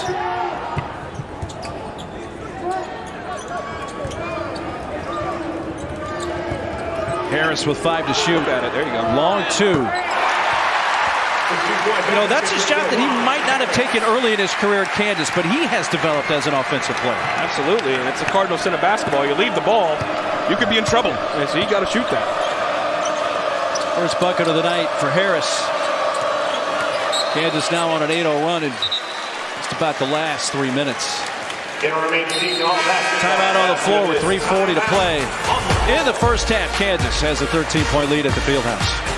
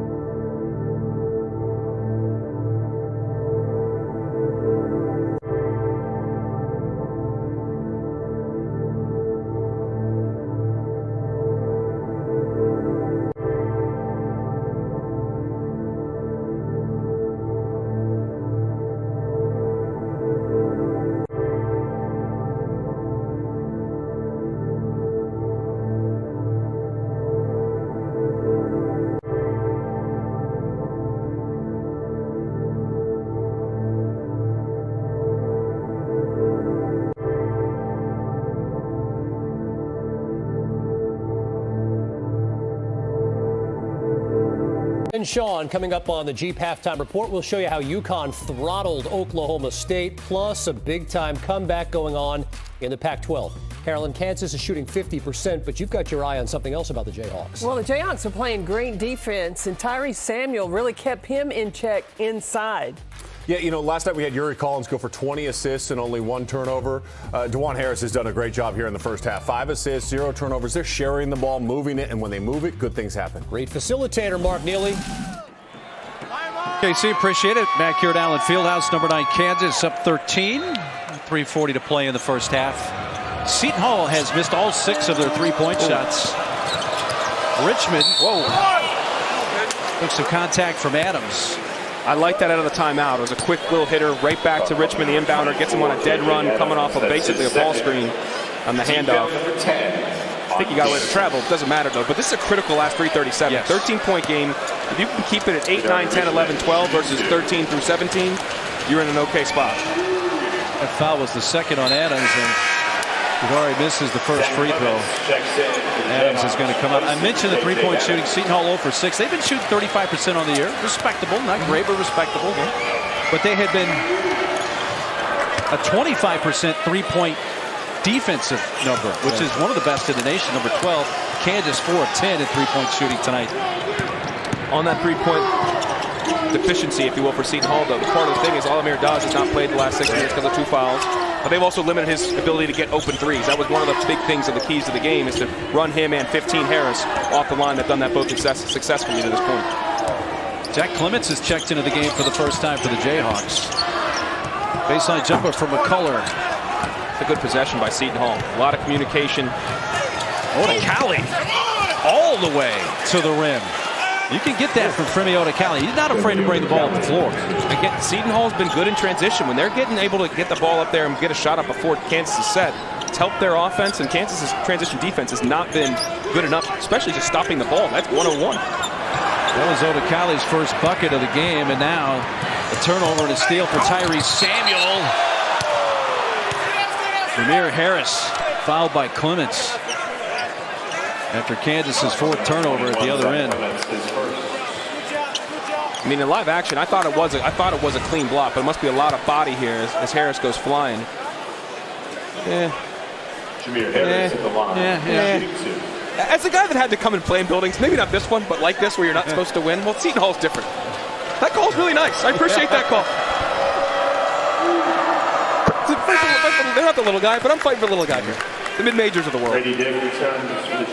Well, I'll say this. I've seen a number of teams come in here, and in the first 5 or 6 minutes, they look beat and they get beat. I haven't seen that at all from Seton Hall.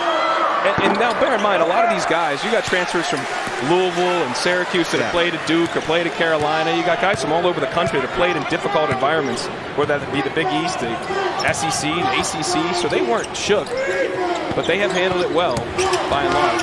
Harris scores for Kansas. And the Pirates bench is furious. The help, he went from the left corner almost all the way around. It wasn't even a straight line drive. It was toward like the elbow into the lane. So there has to be help on the weak side to make Harris kick that out. He's got 5 assists. He's creating. So I know you're worried about leaving your man, but you got to help out. That's Richmond to Samuel on the lob. Good offense there from Seton Hall. When they can set that screen that low, that far inside the 3-point line, very hard to defend. And Richmond's having an outstanding game overall right now. Under 2 minutes to play in the half. You know, we did ask the Seton Hall players. None of the players have played a game at Allen Fieldhouse before. Coach Holloway did tell us he came to Lawrence on a recruiting trip back in the day. And Richmond has had no fear this entire game, and no surprise. He's a high-level player. That screen was actually higher out than I thought. And no weak side help. Clemens didn't make the dribbler retreat at all. They didn't really handle that ball screen that well, and that's really too easy.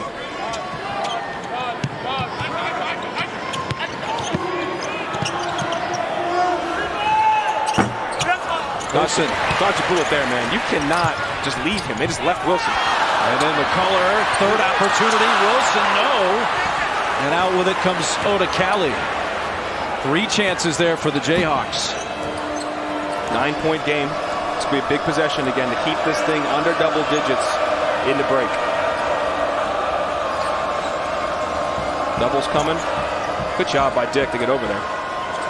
Right to Rendefo, and now a steal by Harris. The steal and bucket for DeJuan Harris.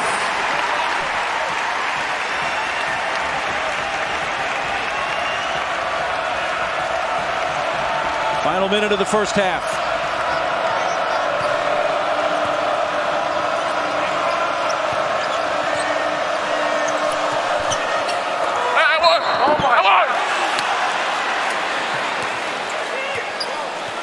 The big response by Seton Hall. But take a look at Grady Dick. The double comes. His job is to protect the hoop. He recognized immediately, got there, got the initial deflection, and saved 2 points. And then Harris rotating out of that zone side. When you're on the weak side, you're basically in a zone. As the double's on one side, they're creating an eye under the hoop and in the middle of the lane. He comes shooting through the gap like Troy Polamalu picks it off. We're going the other way. So Harris in the first half, 6 points, 5 assists, no turnovers, 2 steals in 17 minutes. Pretty good day at the office so far.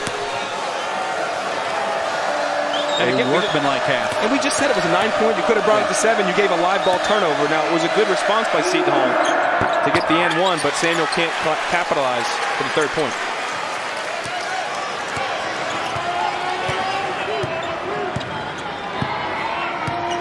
Got about an 11-second difference, shot clock and game clock.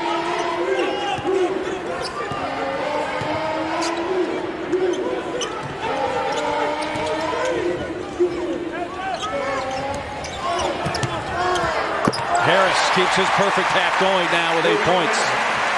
I feel like a broken record, but you can hear Shaheen, you can see him saying, get over. Davis didn't Olay defense on one side. The weak side defense is not good. Looking for the final shot. Richmond way off the left side. And Kansas has an 11-point lead at the intermission. And Shaheen Holloway again letting his guys hear it. Not happy about their defensive effort, giving 40 on the road to a Kansas team that really took over late and got pretty much any shot they wanted down the stretch. Wilson leading Kansas with 9. And Kadori Richmond, pretty good half for him, no doubt. He leads Seton Hall with 11 points. Time for the Jeep halftime report. Here's Kevin, Sean, and Carolyn. All right, Mark, in Kansas.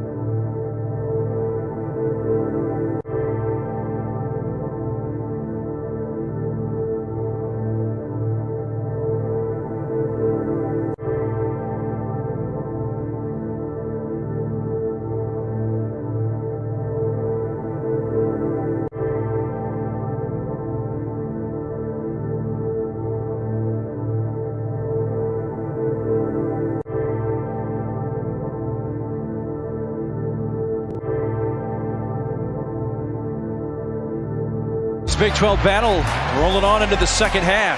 Seton Hall, 9th-ranked Kansas. 11-point lead for the Jayhawks. Happy Thursday. Great to have you with us, along with former Columbia guard Dallin Cuff. I'm Mark Neely. You look at the production for Kansas in the first half, and pretty much was the usual suspects. Yeah, there's a hierarchy in the scouting report. You want to take away number 1. On this team, it's number 10, Jalen Wilson.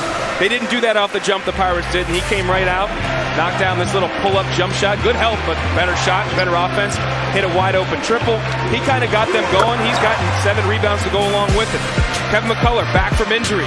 He comes out. He knocks down his first 3. His first 2 threes, actually. He's 2 for 2. Okay, you want to close out on me? We'll drive it into the lane.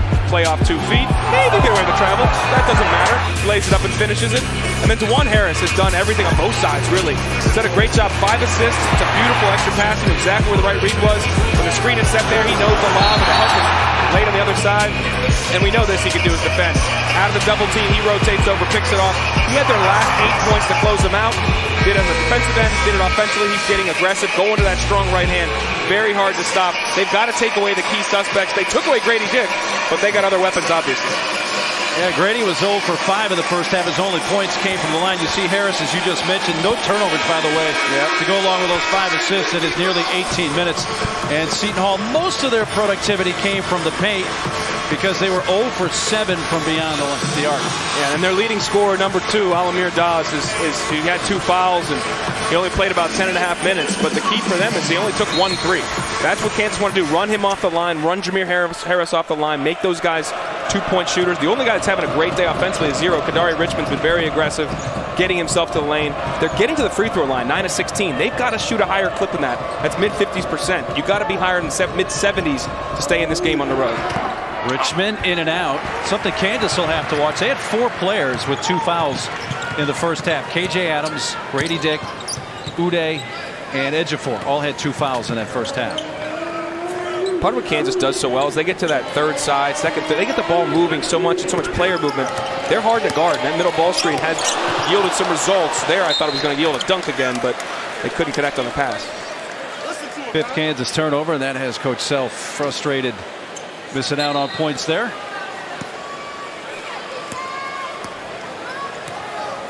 And for Seton Hall, you've got to continue to be aggressive.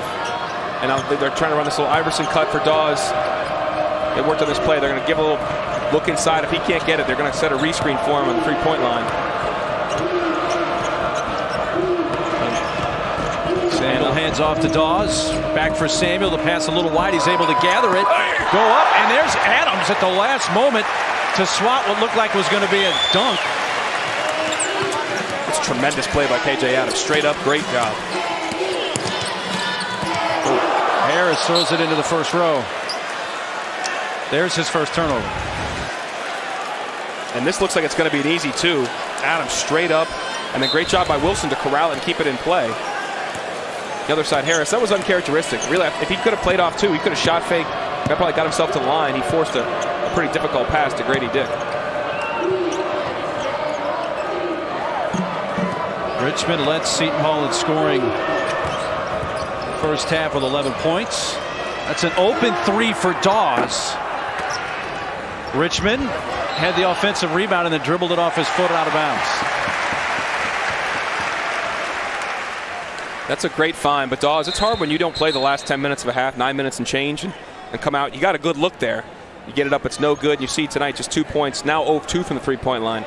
The best way to stop a really good 3-point shooter, he's making 2.5 a game, shooting in the mid-40%, is to limit the threes. That's the job. You got to run him off the line. They've done that a very good job when he was in the game. Until that point, there was a lot of help there as Richmond was going baseline, and he got his first real clean look. Seton Hall 0 for 8 now in 3-point shooting as Wilson stumbled, just threw it up there. Here's Oda Kelly, little Euro step, and then he lost the handle, but there was some contact from Harris there. And it creates a foul, second on DeJuan Harris. So he becomes the 5th different Kansas player now with 2 fouls here early in the second half. And nobody can really replicate what he does for this team. So him with 2 fouls is really critical, both defensively and also cueing the offense. We already mentioned he's got 5 assists. Average is 6 on the season per game. Oh, Big 12 now on ESPN Plus, a must-have for Big 12 fans. There's over 50 men's college basketball games this season, over 200 women's college games, college hoops games, soccer, volleyball, gymnastics, wrestling, baseball, softball, you name it. If you're a Big 12 fan, got to have it. You can sign up at ESPNplus.com/Big 12 now.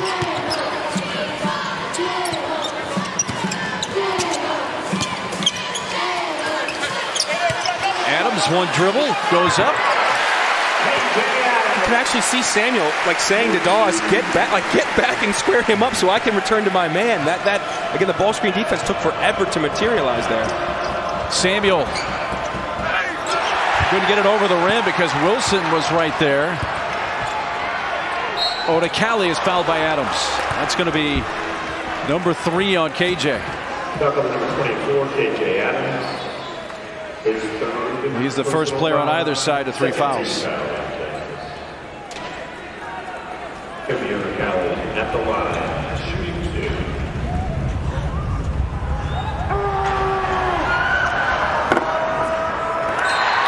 I'm going to be a broken record. An old wise man once told me, Mark, foul shots win ball games. Who was that wise man? He's very old and he's very wise. But 10 for 19 now from the free throw line. You're on the road. You're playing at Fog Allen. You've got to shoot better than that because you're earning your chances at the charity stripe. Now 50%. I mean, this could real easily be a 2 or 3 point game. Yeah, if just give them 5 or 6 more and shoot a decent percentage. They shoot 68 and change on the year. Just get to that and you're in a better spot. Wilson got a step on Ndefo, and Casey Ndefo earning the foul there. That's his first.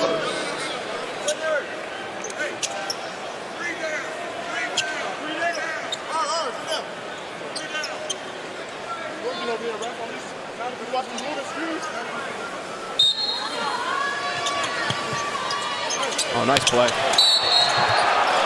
Odekale picks up the foul.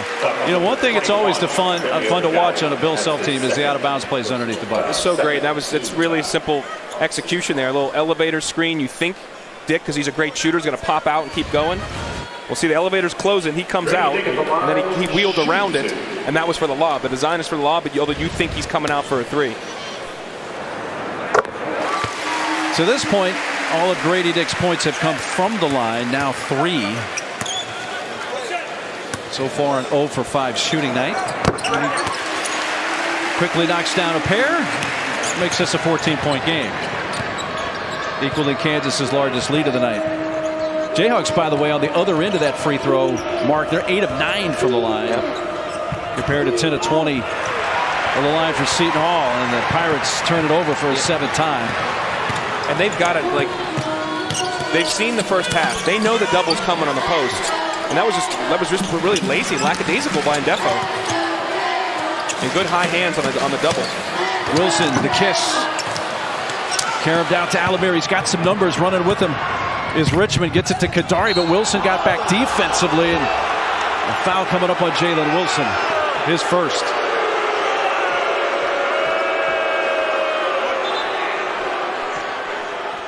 Take a look at, as we were just saying, with the double team, you know it's coming. And Ndefo's going to receive the ball, and as he does that, the double comes high hands from Uday as he comes flying over. He's got his hands up. But Ndefo, if you're going to try to make that skip pass, usually it's one escape dribble, and when you see a guy coming at 6'9" with his hands up, escape dribble back and whip it across, or get it out and get it reversed right away. But I just thought it was just a lackadaisical play with the ball. 1 of 2 for Richmond, so Seton Hall continuing to shoot 50% from the line tonight.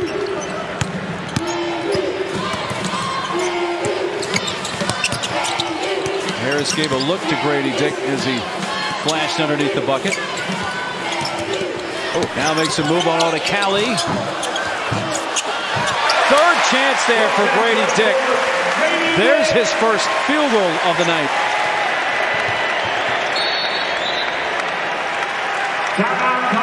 Timeout, Seton Hall. Going to be Seton Hall basketball after this timeout. Kansas now up 15 with 4 minutes gone in the second half.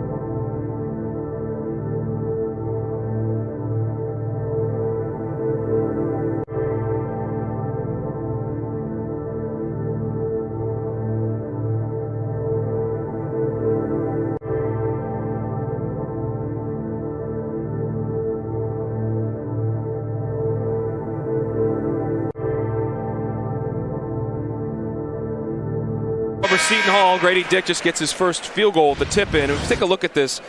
DeJuan Harris does a great job of putting pressure on the defense. You see where Dick is right now. He's going to end up being the scorer of the ball, but he's on the weak side. Everybody's the weak side except for Harris. He's got a little isolation there. His shot goes up. All the bodies at Seton Hall just stand underneath the hoop. Richmond technically could have stepped out, but Samuel was the guy guarding him. Nobody actually stepped out and checked. And even when they were standing to rebound the ball, Mark, they're all under the basket. You have to step away from the hoop to rebound the ball, and it didn't really work out. It's a lot of the little things that Seton Hall has not done in this game that's allowed this to be a 15-point cushion. And a lot of it is self-inflicted, but a lot of it is due to KU playing very, very well defensively, but offensively maximizing on the mistakes that Seton Hall has made.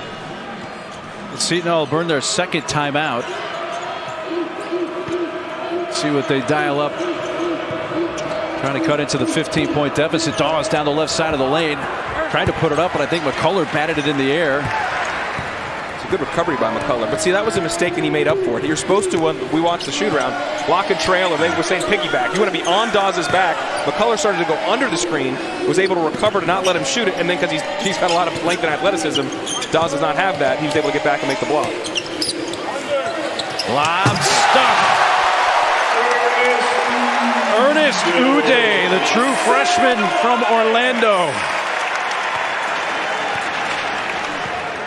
Great pass by Harris and good screen inside the lane. Harris was holding his stomach after that. Maybe something to watch. He looks good right now. Off the turnover, Grady turns and scores, so there's his second field goal of this game, and now has 8 points.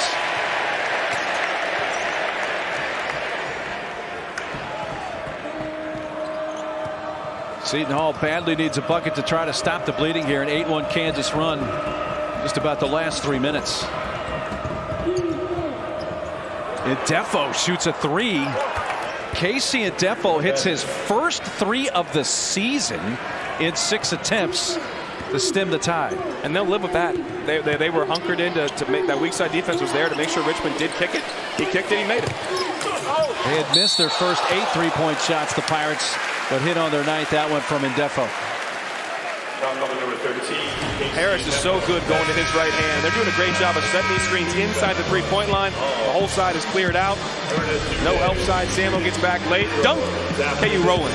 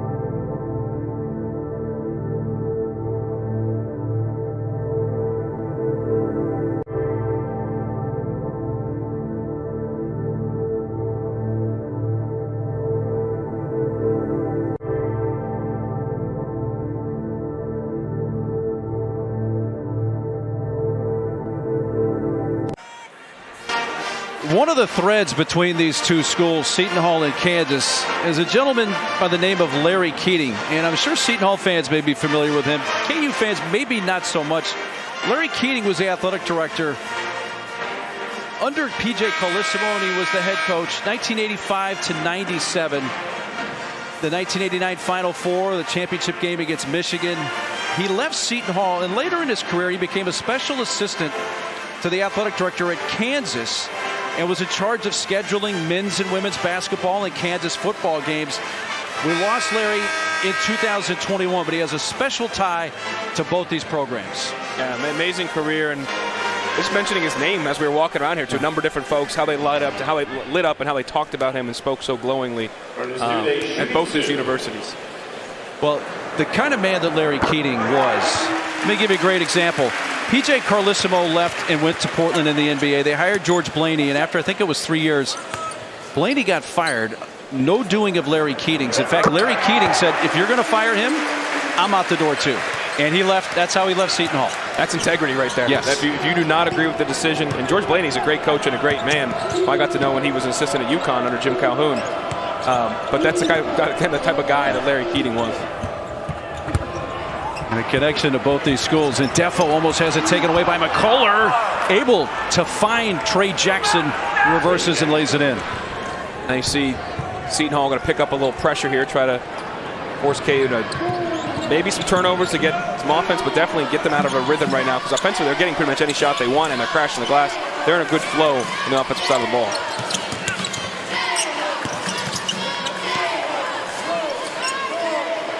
Jalen Wilson very close to a double-double. This one-point shot, that's a three. Kevin McCullough. That puts him in double figures with 11. He's knocked down all 3 of his three-point shots. And the degree of difficulty on that one was easily the hardest. But as soon as he let it go, it looked money, and it was.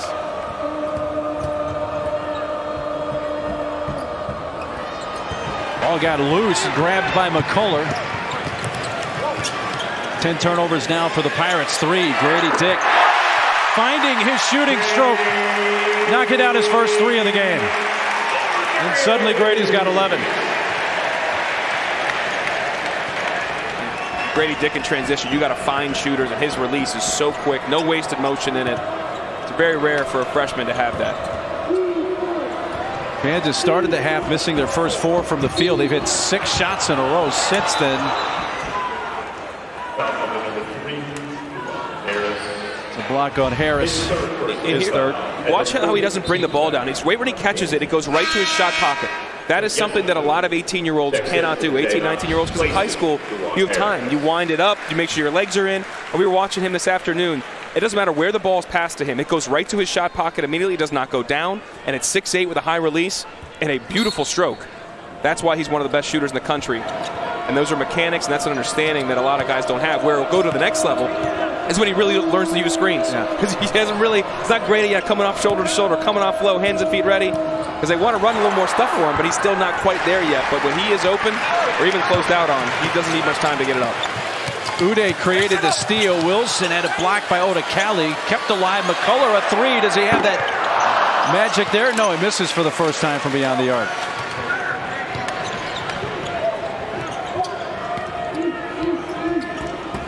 Richmond lost the dribble. Indefo thought he had it. Wilson grabs it instead. Jalen Wilson blocked by Indefo, but a foul on Casey Indefo, was angry that he gave up possession of that basketball. All created by Grady Dick, too, in all honesty. That was not a necessary turnover, but he's the first to the floor. He gets a piece of it, allows Wilson then to cut. Look, first to the floor wins. He's down there. He gets a hand on it, pokes it loose. Wilson becomes the beneficiary of that. 3 fouls on Indefo.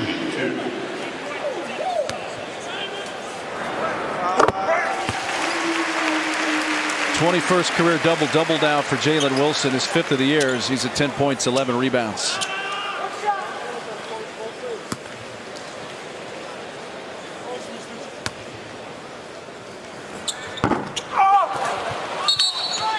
Uday swatted at it, but it's out of bounds off Kansas. These are important minutes for MJ Rice. They had 19 in the last game. That's against Texas Southern. But he has to be, if he wants to be able to play in this team, he's got to play on both sides of the ball. And when you're up right now, you have to approach this game like it's not. Don't worry about the score. He's got to worry about doing everything right now to prove to Bill Self as these games become tighter and you get into the toughest league in the country in Big 12 play, that he can contribute on both sides. Going to count the bucket here. Richmond and 1. Second foul on McCullough. Timeout. We're under 12 minutes to play in Lawrence. Kansas 59-38. Personal foul.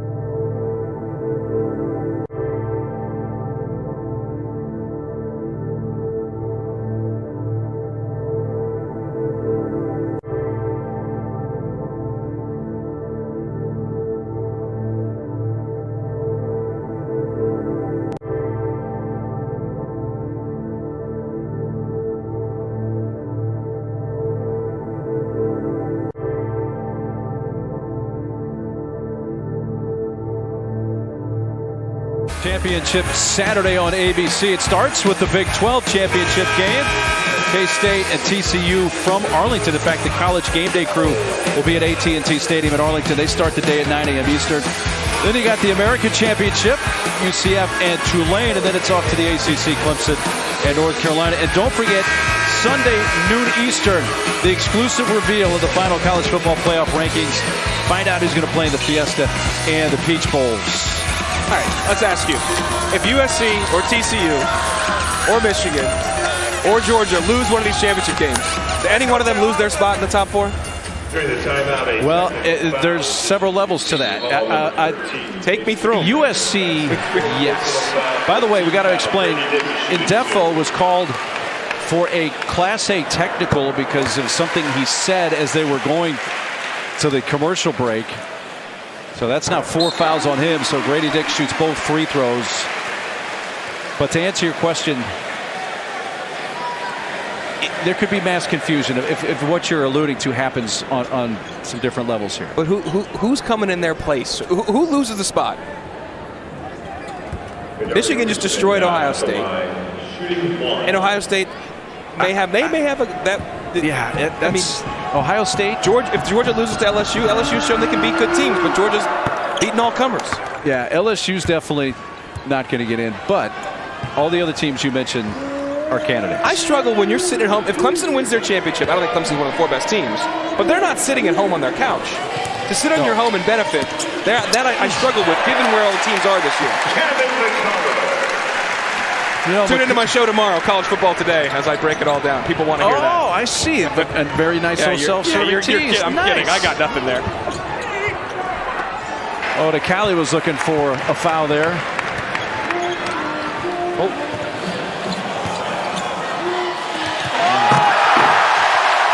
That has become a common occurrence for Ernest Uday in this game.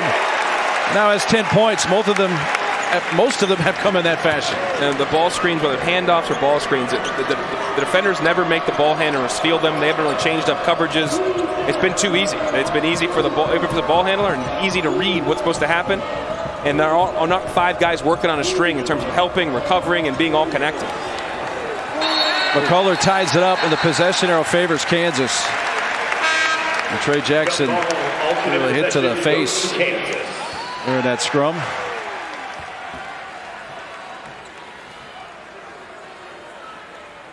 Trey Jackson, who went to high school at Sunrise Christian Academy in Kansas.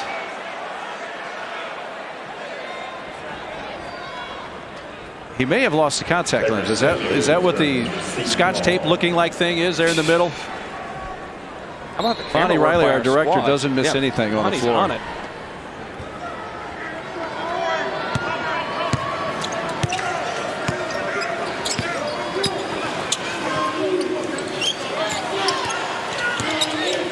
Yesufu, that's a long 2. I hate to keep sounding like a broken record again, but that was Samuel again saying, get over, get over. Dawes ran into the screen. If you're going to go over the screen, you got to get into the offensive player and get over the screen. Force your way through. If you're going to go under, get under, and then step back up to him. You can't do neither of those things. There's a 3 from Dawes. They were hoping to see a lot of that tonight. That's his first of the game.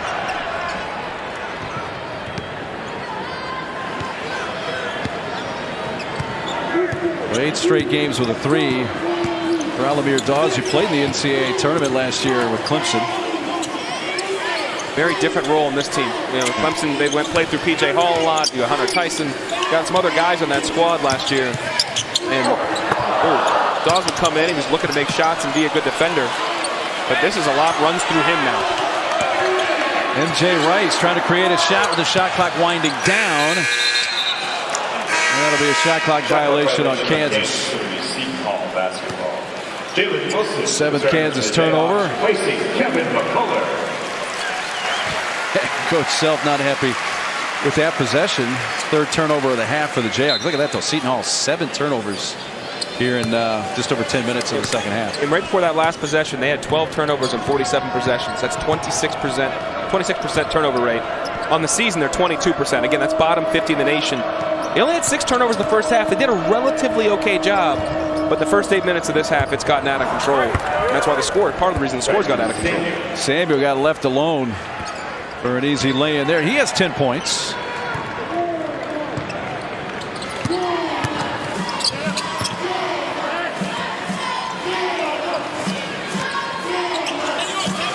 Taking a 3, it's long from MJ Rice, but Grady Dick kept it alive and tried to get it back to Rice, but he was cut into the bucket and they throw it away. Uday goes out. He gets a hand from the Jayhawk crowd. It's been a good day for the 6'11" true freshman from Orlando. 10 points, 2 rebounds. Again, if they could get some solid production from Uday or Ejiofor and a true sense of a 5-man that can rim protect a little bit, help them rebound more than KJ Adams is doing a yeoman's job, but that's not really his role on a team that's going to excel like a Bill Self's teams usually do. Like they're playing a very different way offensively with 5 out, and defensively they're very good in the perimeter, but they're going to be susceptible to some teams that have bigs that can throw it on the block, go to work. As Coach said to us, we used to always have guys who can just go one-on-one. Well, you don't have to double, it makes things a lot easier in the post.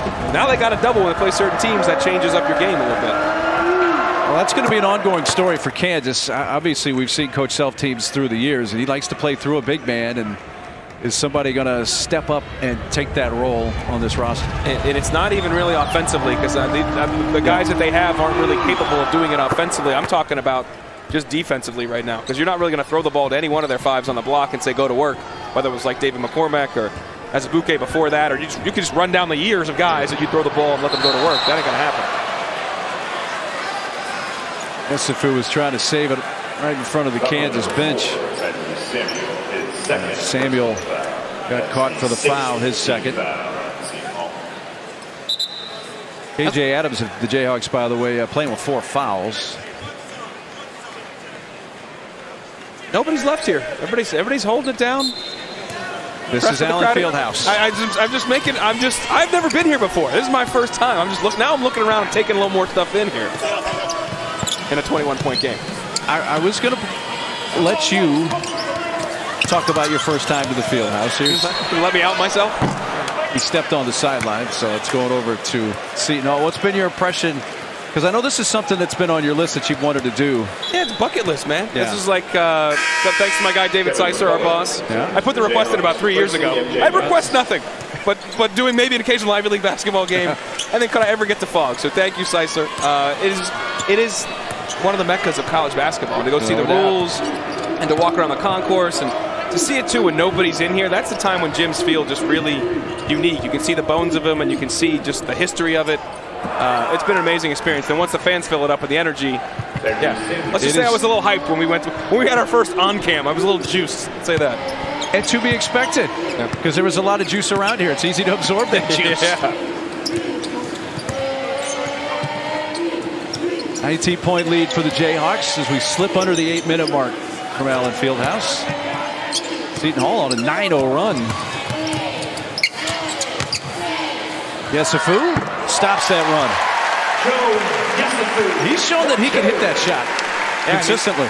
He's a scorer. He's got a scorer's mentality. He can elevate. He elevates well on his jump shot. You see it there. He's not tall, just about 6 feet tall, but elevates well. Can lean back if necessary to create a little bit of space and has the strength to get it there.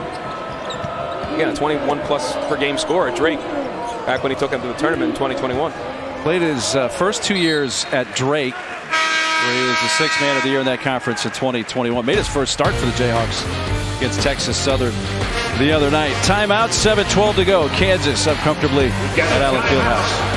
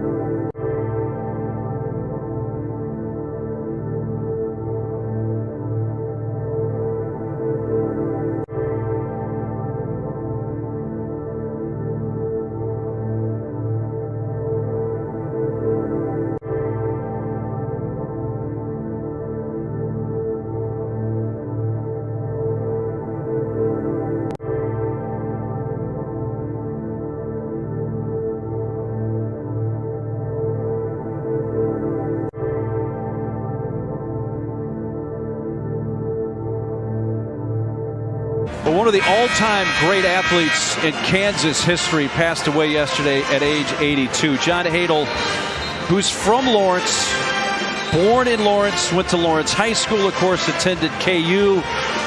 Great quarterback, played defense, offense, punted for Kansas. Of course, went to the AFL. A lot of people remember him with the San Diego Chargers, but also played for the Rams, Packers, and Oilers in the NFL. He's a college football Hall of Famer, went into 1994. Also spent time as a Kansas assistant and associate athletic director. Of course, played with Gale Sayers. His number 21 was retired by Kansas. And he'll be missed by KU fans and everybody that had a chance to watch one of the greats in the history of Kansas football. Dawes misses that shot. One story that Bill Self shared with us that I thought was interesting.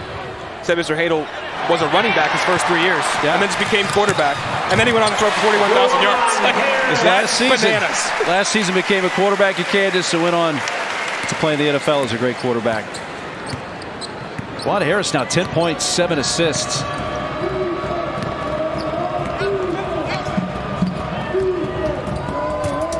Dawes, 3. Going after his own rebound, able to get it and lay it in. And it's little things like that. Is Yesufu also trying to carve out more minutes? He stayed a little long. He didn't recover that hard. And that's Dawes again. You want to make Dawes put on the deck.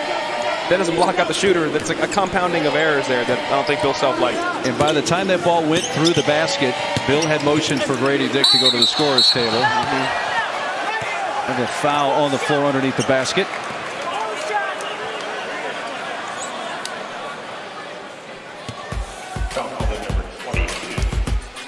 The inaugural Basketball Hall of Fame London Showcase Sunday from O2 Arena. Hunter Dickinson in Michigan taking on Oscar Sheboy in number 19 Kentucky. Coverage begins at 1 Eastern on ABC and the ESPN app. 10 o'clock Pacific, 6 p.m. in the evening in London. Have a pint and watch some ball in the afternoon. Yes. That Kentucky team, they're going to get right. That team has the pieces, with Sheboy obviously National Player of the Year. Xavier Wheeler's an outstanding guard. They've had different health issues at different times early on, but when they can shoot it, Reeves and C.J. Frederick, like they have all the things. They just got to put them all together, and it may take a little bit of time. Michigan, too, coming off a tough loss against Virginia. UVA's good, man. Veteran, grizzled group, man. 6 minutes to go in Lawrence. Dawes trying to get by Wilson. Dumps it down low. Samuel had it knocked away by Adams.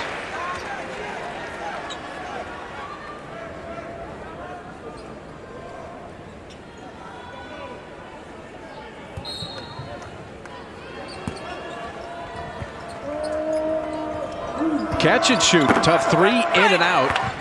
Davis going after the rebound, but it caroms Grady Dick.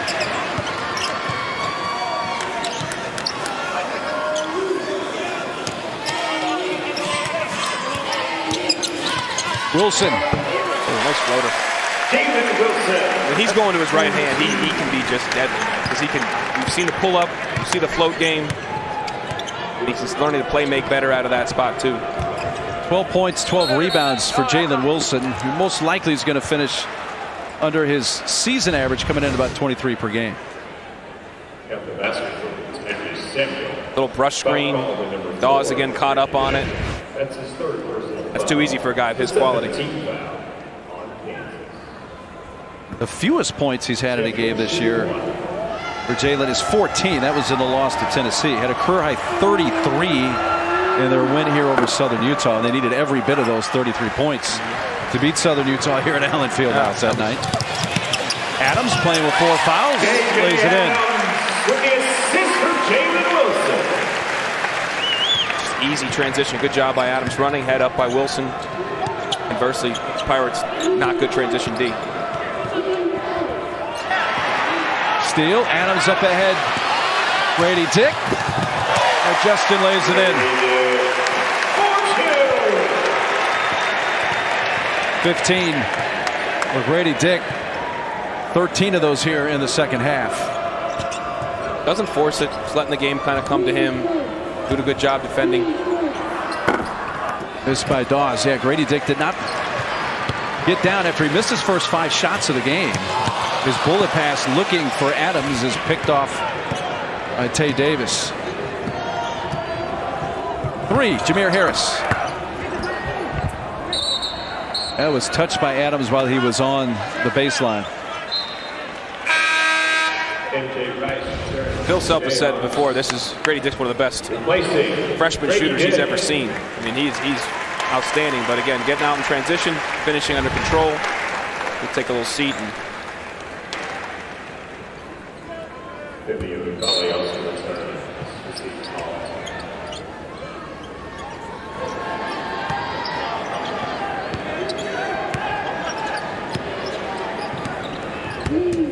Richmond. I think if you're Seton Hall, the play of Kadari Richmond tonight, yeah, every shot hasn't fallen. He's a little frustrated that one didn't.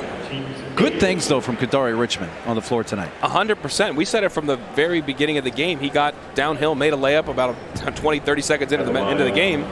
And when you can see him, he plays with confidence and he's not thinking. He can be a handful. He's a big physical guard, 6'5", big body, really crafty with the ball, about 215 pounds. Even though he doesn't shoot it very well, he's still able to get to the spots on the floor he wants. And the free throw line has been a bit of an issue for him today too, though, as it has been the rest of the Pirates. 17 points for Kadari Richmond. He and Samuel have been their best scorers, and there's Jalen Wilson. The risk of pressing right there. They're not really pressing to really speed them up and turn them over. At times you want them just to milk some clock so it makes it easier to defend.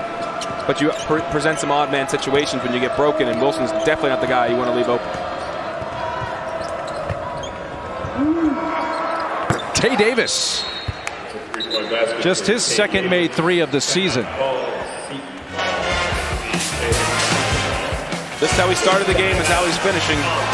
Jalen Wilson, good late contest. That's a bucket. One of the best in the country. He's showing it all game.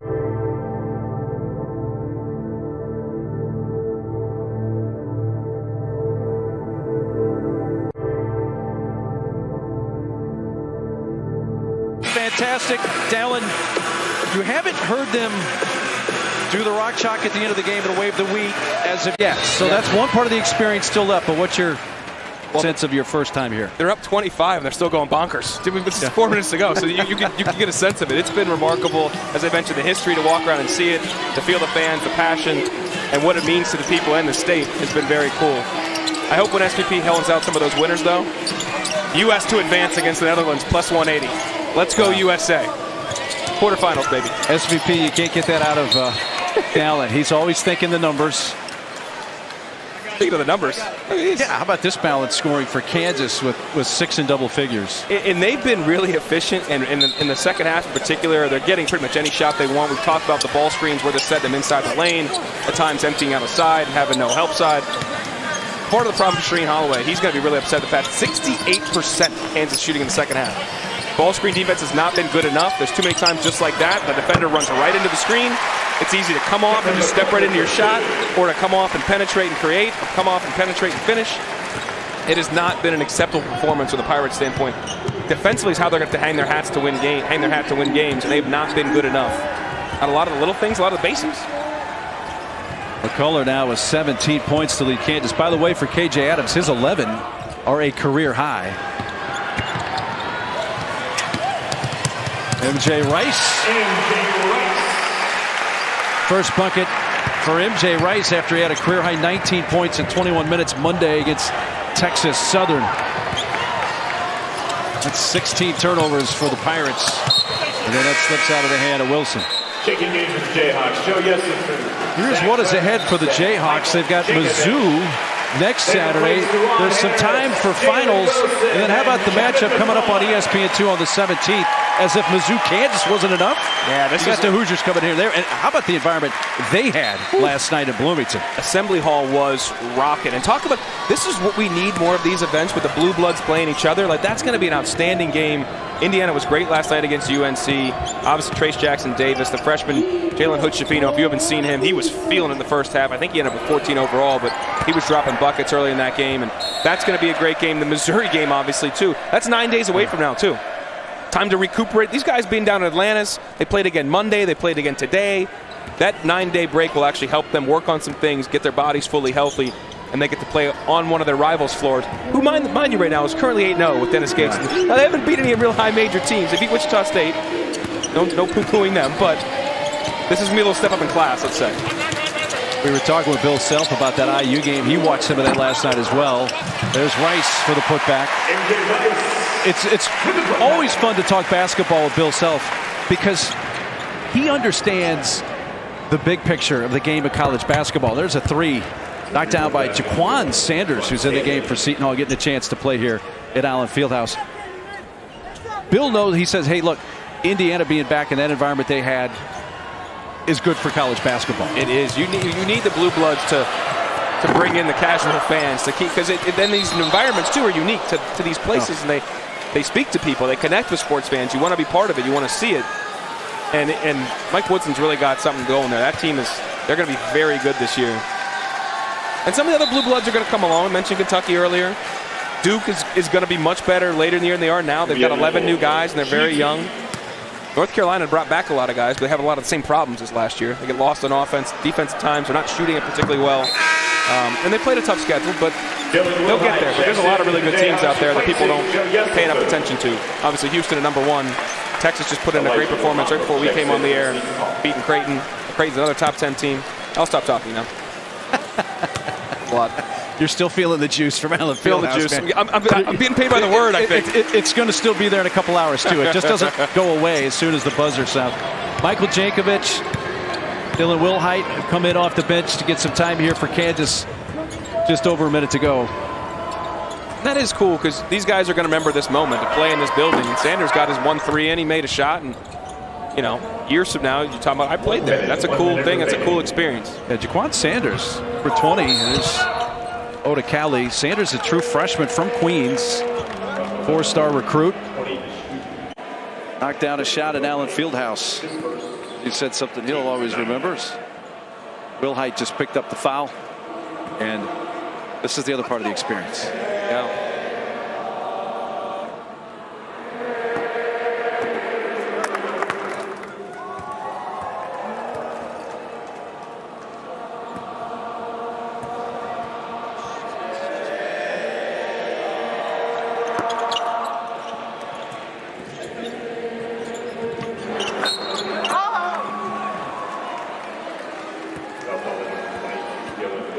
Get any chills there, buddy? Pretty cool. It is. At the line,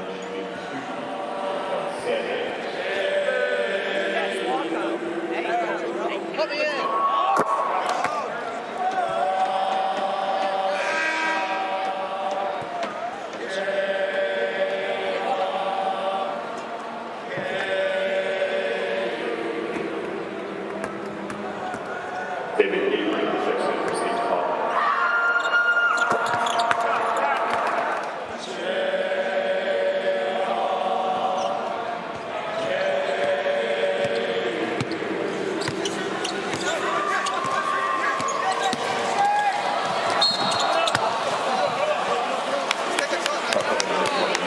MJ Rice is going to go to the line to shoot 2. Kansas will improve to 8-1. Seton Hall will drop to 4-4, lose their 3rd straight. MJ at the line, shooting 2. Even we popped up KU's schedule. I mean, it is crazy that because of finals and taking that time, the league season's right around the corner here. Here we go. Yep. I mean, you saw Tech, Oklahoma State, and I believe it was Texas Tech, and still coming up really before the end of the new year. And obviously Harvard's sandwiched in between there. Yes. I would take the time to hype them up. They're not the standard, standard bearer that Tommy Hammerker's put together in recent years. So I'm not sure they're going to pull the upset, but Harvard in the middle. You got to pump up your Ivy League brethren. In years past, when Harvard has competed and beaten high major teams, I would have just given you all the business there and told you all about them. I don't know if they're going to do it this year, so I'm going to ease up. Shot clock is off. Kansas. By the way, the Jayhawks, who hadn't shot very well from the free throw line tonight, 18-21 for the strike.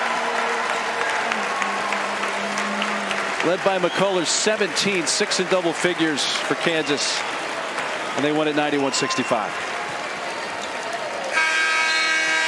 Impressive performance by Bill Self's crew.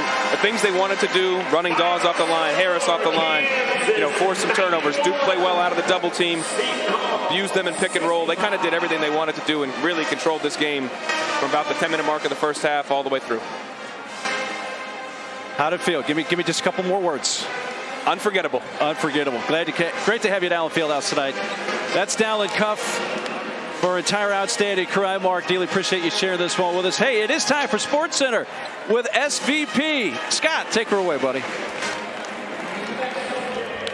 Welcome.